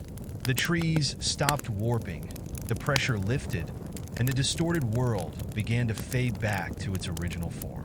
The forest was once again quiet, still, and peaceful. But Evan was changed. He stood in the middle of the clearing, his body trembling, his mind racing with everything that had just happened. Lena's voice, her message, echoed in his mind, clearer now that the overwhelming chaos had passed. Find the center of the spiral, she had said. He didn't know where that center was or how to find it. But the truth was undeniable now. Time wasn't just something to understand. It was something to confront, something to face head on. And the only way to do that was to follow the path Lena had hinted at. The path that would lead him to the heart of time itself. Evan stood still, trying to steady his breath as he processed the vision that had just unfolded before him.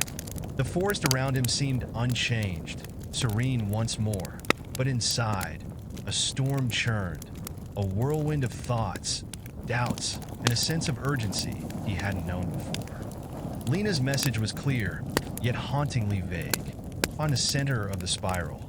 What did that mean? Was it literal? Was it metaphorical? Evan didn't know. All he had was the deep, undeniable feeling that his connection to time was more than just a coincidence. He was entwined with it somehow, a part of something vast, something ancient. The question was, how did he access it? How did he navigate the spiral that Lena spoke of? He glanced around the clearing, as if the answers would appear in the trees or the ground beneath his feet. There was nothing, of course, no obvious sign, no glowing arrow pointing the way. But something about the stillness of the night felt different now. He wasn't alone. He never truly had been. Evan turned back to the direction he had been walking before the vision hit him.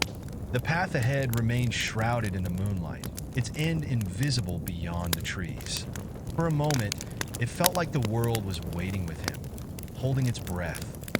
Find the center of the spiral. It was maddeningly elusive. Was there a literal place? A point in space or time where the paths converged? Or was it something he needed to become, a shift in perception, a transcendence of his human form? He pushed the thoughts away. Overthinking this wouldn't help him. Lena had said it was a choice, a decision that would change everything. That decision would have to come soon, and if he was going to make it, he would need more than just fragmented visions and cryptic whispers. The forest was silent again, but he could feel its watchful presence. He had never felt so aware of the world around him before, as if every branch, every leaf, every gust of wind was a part of the greater pattern that now surrounded him. He took a deep breath, and with his steps slow but sure, he began to walk again. This time, it wasn't aimless. This time, it was intentional. Every movement carried weight. Every footfall reverberated through the forest, carrying him toward what? He didn't know yet, but he had to keep moving. Hours passed, or perhaps it was only moments. Time felt strangely distorted again. The path he walked on began to change.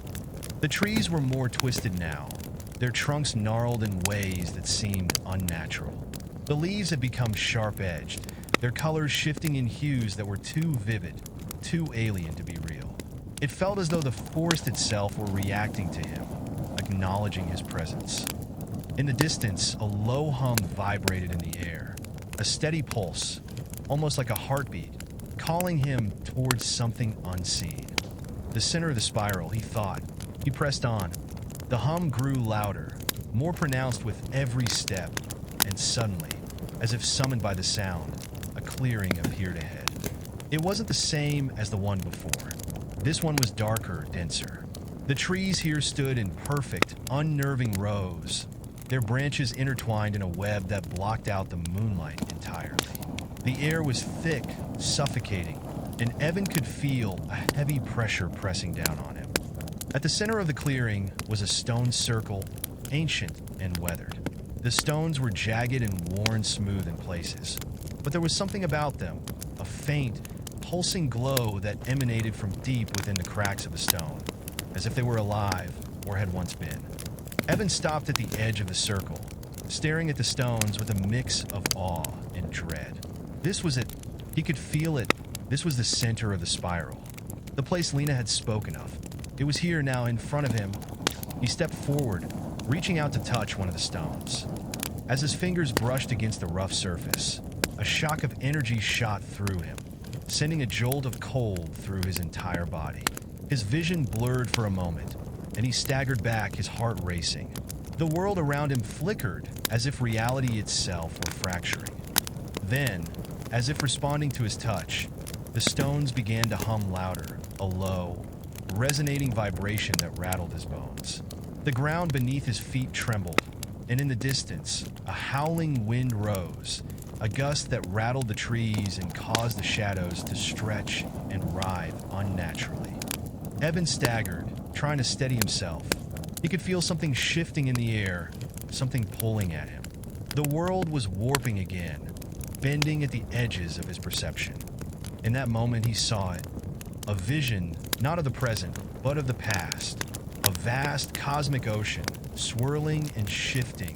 A river of stars that bent and twisted like an infinite spiral. Time itself, stretching endlessly across the cosmos. And at the center, a dark, pulsing mass, a black hole of sorts, but not just in space. No, this was the heart of time itself, the center of everything. And there, in the very heart of the spiral, he saw himself. Evan, standing there in the heart of the spiral, caught between the vast flow of time and the dark force that sought to devour it all. The image shattered, and Evan was left gasping for breath, his knees buckling beneath him. His vision swam, the world spinning around him as the pulsing of the stones grew louder, more insistent. The ground beneath him began to crack, a deep rift opening up where the stones met. Light spilled from the crack, flooding the space with a blinding glow that almost burned his eyes. Then, as if pulled by some unseen force, Evan felt himself falling through the rift, down into the heart of the spiral. Evan's body fell through the rift, weightless, his senses overwhelmed by a dizzying mix of colors, sounds, and the feeling of being pulled in 1,000 different directions at once. It was as if the fabric of reality itself were being torn apart around him, swirling like water in a whirlpool. The world, time, and space, everything felt elastic, shifting and stretching beyond recognition. There was no up, no down. His body twisted in midair, unable to grasp onto anything for stability. He tried to scream, but the sound was lost in the torrent of energies that surged around him. Time itself seemed to lose all meaning here. Through the chaos, he saw flashes, fragments of visions, distorted and broken like reflections in a shattered mirror. Faces appeared and vanished in the blink of an eye, some familiar, some strange. He caught glimpses of people he had known, their faces frozen in expressions of fear or sorrow, their forms merging with incomprehensible shapes of light and darkness. A voice, distant yet close, called out to him. "You are not alone, Evan." It was Lena's voice, unmistakable, but it was distorted by the rippling fabric of time. "Find the center," she had said, "the center of the spiral." Was this it? Was this the heart of time? He couldn't tell. The visions had become too overwhelming, too alien. But there was something in the pit of his stomach that told him the center was within reach. Then, with a violent jolt, Evan hit the ground. But it wasn't solid earth beneath him. It felt like a surface made of liquid metal, smooth and slick, yet somehow solid. He scrambled to his feet, his body still trembling from the fall. His surroundings were disorienting, a chaotic blend of swirling lights and shadows. He couldn't place where he was or what he was standing on. The ground stretched before him, a vast expanse that seemed to have no end. Towering pillars of light shot upward, their glow pulsing in sync with the eerie hum that filled the air. It was as if he had entered a place between worlds, a space outside of time itself. He looked around, trying to make sense of it, but the sensation of unease only grew. There was a weight here, an oppressive presence that filled the air, pushing down on him, suffocating him. And then, through the darkness, a figure appeared. It was tall, humanoid, but its shape was distorted, its edges blurred as if it were made of liquid light. It shimmered, flowing in and out of focus, its form constantly changing, never truly solid. The only constant were its eyes, two deep, infinite pools of darkness that seemed to swallow the light around them. "You've arrived," the figure said, its voice echoing in his mind rather than through the air. It sounded like 1,000 voices speaking in unison, yet each one was distinct. At the heart of time, Evan's heart raced. "Who are you?" he asked, his voice trembling despite his efforts to remain calm. The figure did not answer directly. Instead, it tilted its head slightly, as if considering him. "I am the voice of time's will," it said, its tone both soft and commanding. "I am what guides the flow, what shapes the future and the past alike. But I'm not the end. You, Evan, are at the crossroads of it all." Evan's mind reeled. "The crossroads? What do you mean?"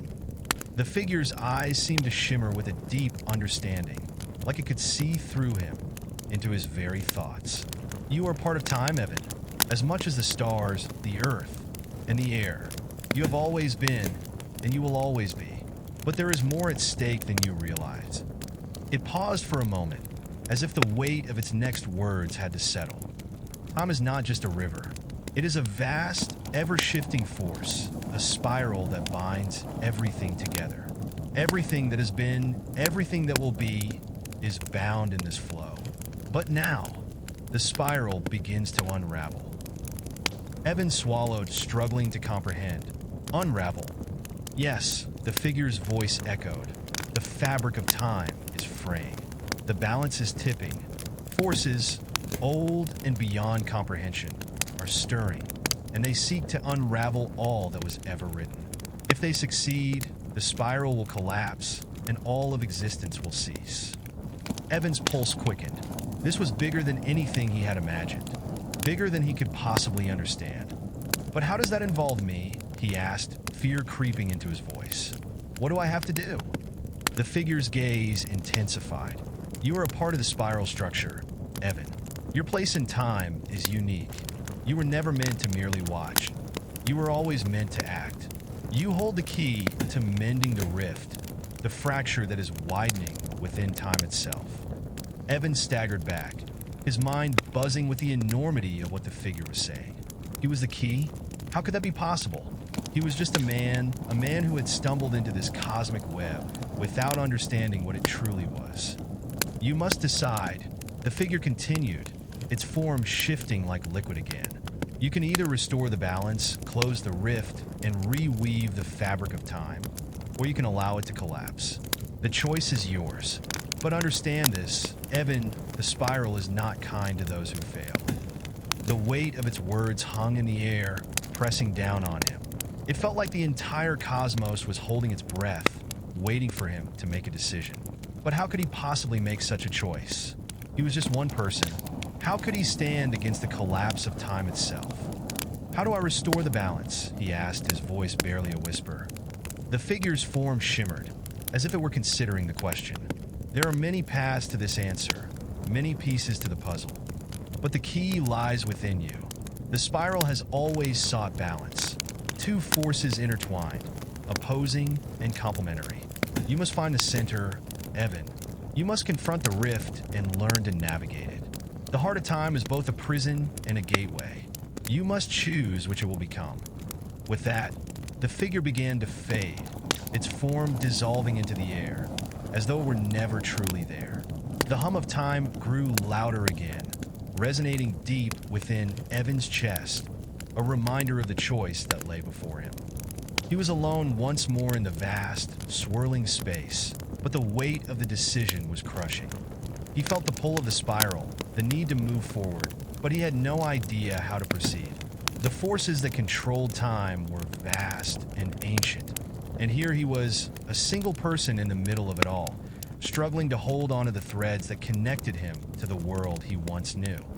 But one thing was clear, time was no longer something he could simply observe.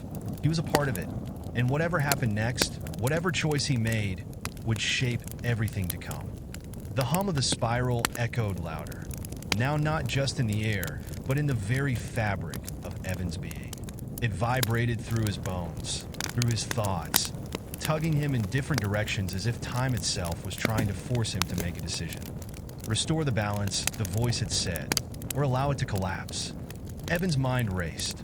How could one person, he, hold the key to such an unfathomable decision? Was it even truly his choice? Or was he simply a pawn in some greater, unfathomable game? He wasn't equipped for this. He wasn't ready. He stood at the heart of time, the center of the spiral. The space around him seemed to bend and warp with each passing second, each beat of his pulse. He felt the weight of the cosmos bearing down on him, pressing in from all sides. He had glimpsed the heart of the spiral, the dark, infinite void that threatened to consume everything. And yet, in the distance, he could also sense the flicker of light, the potential for restoration, for healing. What if this was his purpose all along? What if everything that had led him here, the visions, the strange pull he'd felt, the seemingly random events in his life, had all been steps toward this moment? But to choose to act, to alter time's flow, meant stepping beyond what any mortal should. What would it cost him? Could he even succeed? A presence lingered in the air, distant but undeniable. The figure of time's voice had warned him of the consequences of failure, a collapse so total, even the concept of existence itself would dissolve. Evan clenched his fists, trying to calm the storm in his mind. He couldn't remain in this limbo. Not anymore. The spiral was unraveling before him, and no one else was going to make the choice. Time was not a force that could be ignored. It demanded attention. It demanded action. Find the center of the spiral. With that thought, Evan moved forward, stepping into the dark center of the swirling rift. His body shuddered as the very fabric of reality seemed to tear and reassemble itself around him. The laws of space, of time, no longer applied here. Everything was fluid, uncertain, unknowable. But then, deep within the swirling abyss, he saw it. A single glowing point of light. It flickered like a star in the distance, but its light didn't just illuminate, it pulled. The pull was undeniable, a gravitational force beyond anything Evan had ever felt. It was like a whisper in his mind, the soft call of something ancient, something unknowable. The core of time, perhaps. Evan stretched his hand toward it. The instant his fingers brushed the light, his body was consumed by the spiral. Evan felt himself fall, but this time, there was no fear, no confusion. He was weightless, adrift in the infinite. The world he had known, the body he had inhabited, seemed far behind him. Now, there was only the spiral, the endless flow of time, of consciousness, of possibilities, of infinite potential. His mind expanded, stretched across the universe, beyond the boundaries of his own understanding. He was a part of everything and nothing at once. He felt the rise and fall of empires that had yet to be born and the fall of civilizations that were already forgotten. He felt the birth of stars and the death of galaxies. Time was not just a river. It was a sea of vast ocean that contained everything and nothing. And in this ocean, Evan realized the truth. Time was not just a sequence of events. It was a force, a living, breathing thing. But it had a limit. It could unravel. It could be broken. And when it was broken, everything that had been, everything that could be, would collapse into a void. He saw the rift, the fracture in time, the crack that had been slowly widening ever since he had first felt its pull. The center of the spiral was not an object, not a place, it was the fracture itself. Evan's role in all of this became clear. He wasn't here to stop time. He was here to mend it, to heal the rift. With that realization, Evan reached deep within himself and found the force that had guided him all along. It was not something he could name, but it was familiar.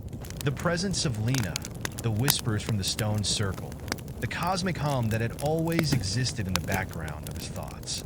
All of it had led him to this moment. He was connected to time, and now he had to become one with it. His hands stretched out to the rift. The universe trembled, as if holding its breath, waiting for his action. And then, with a single thought, Evan pulled the two ends of the rift together. The spiral buckled and twisted, and for a brief moment, the entire cosmos was still. Evan felt the pressure build within him, like an unbearable weight, but then it released. The rift sealed.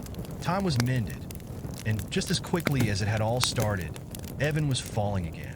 He hit the ground hard. Evan gasped for air as he lay on the stone circle, the cool earth beneath him grounding him once more. His senses slowly returned, but he felt different, changed. The air around him no longer hummed with the cosmic energy that had filled the space just moments before. The world seemed normal.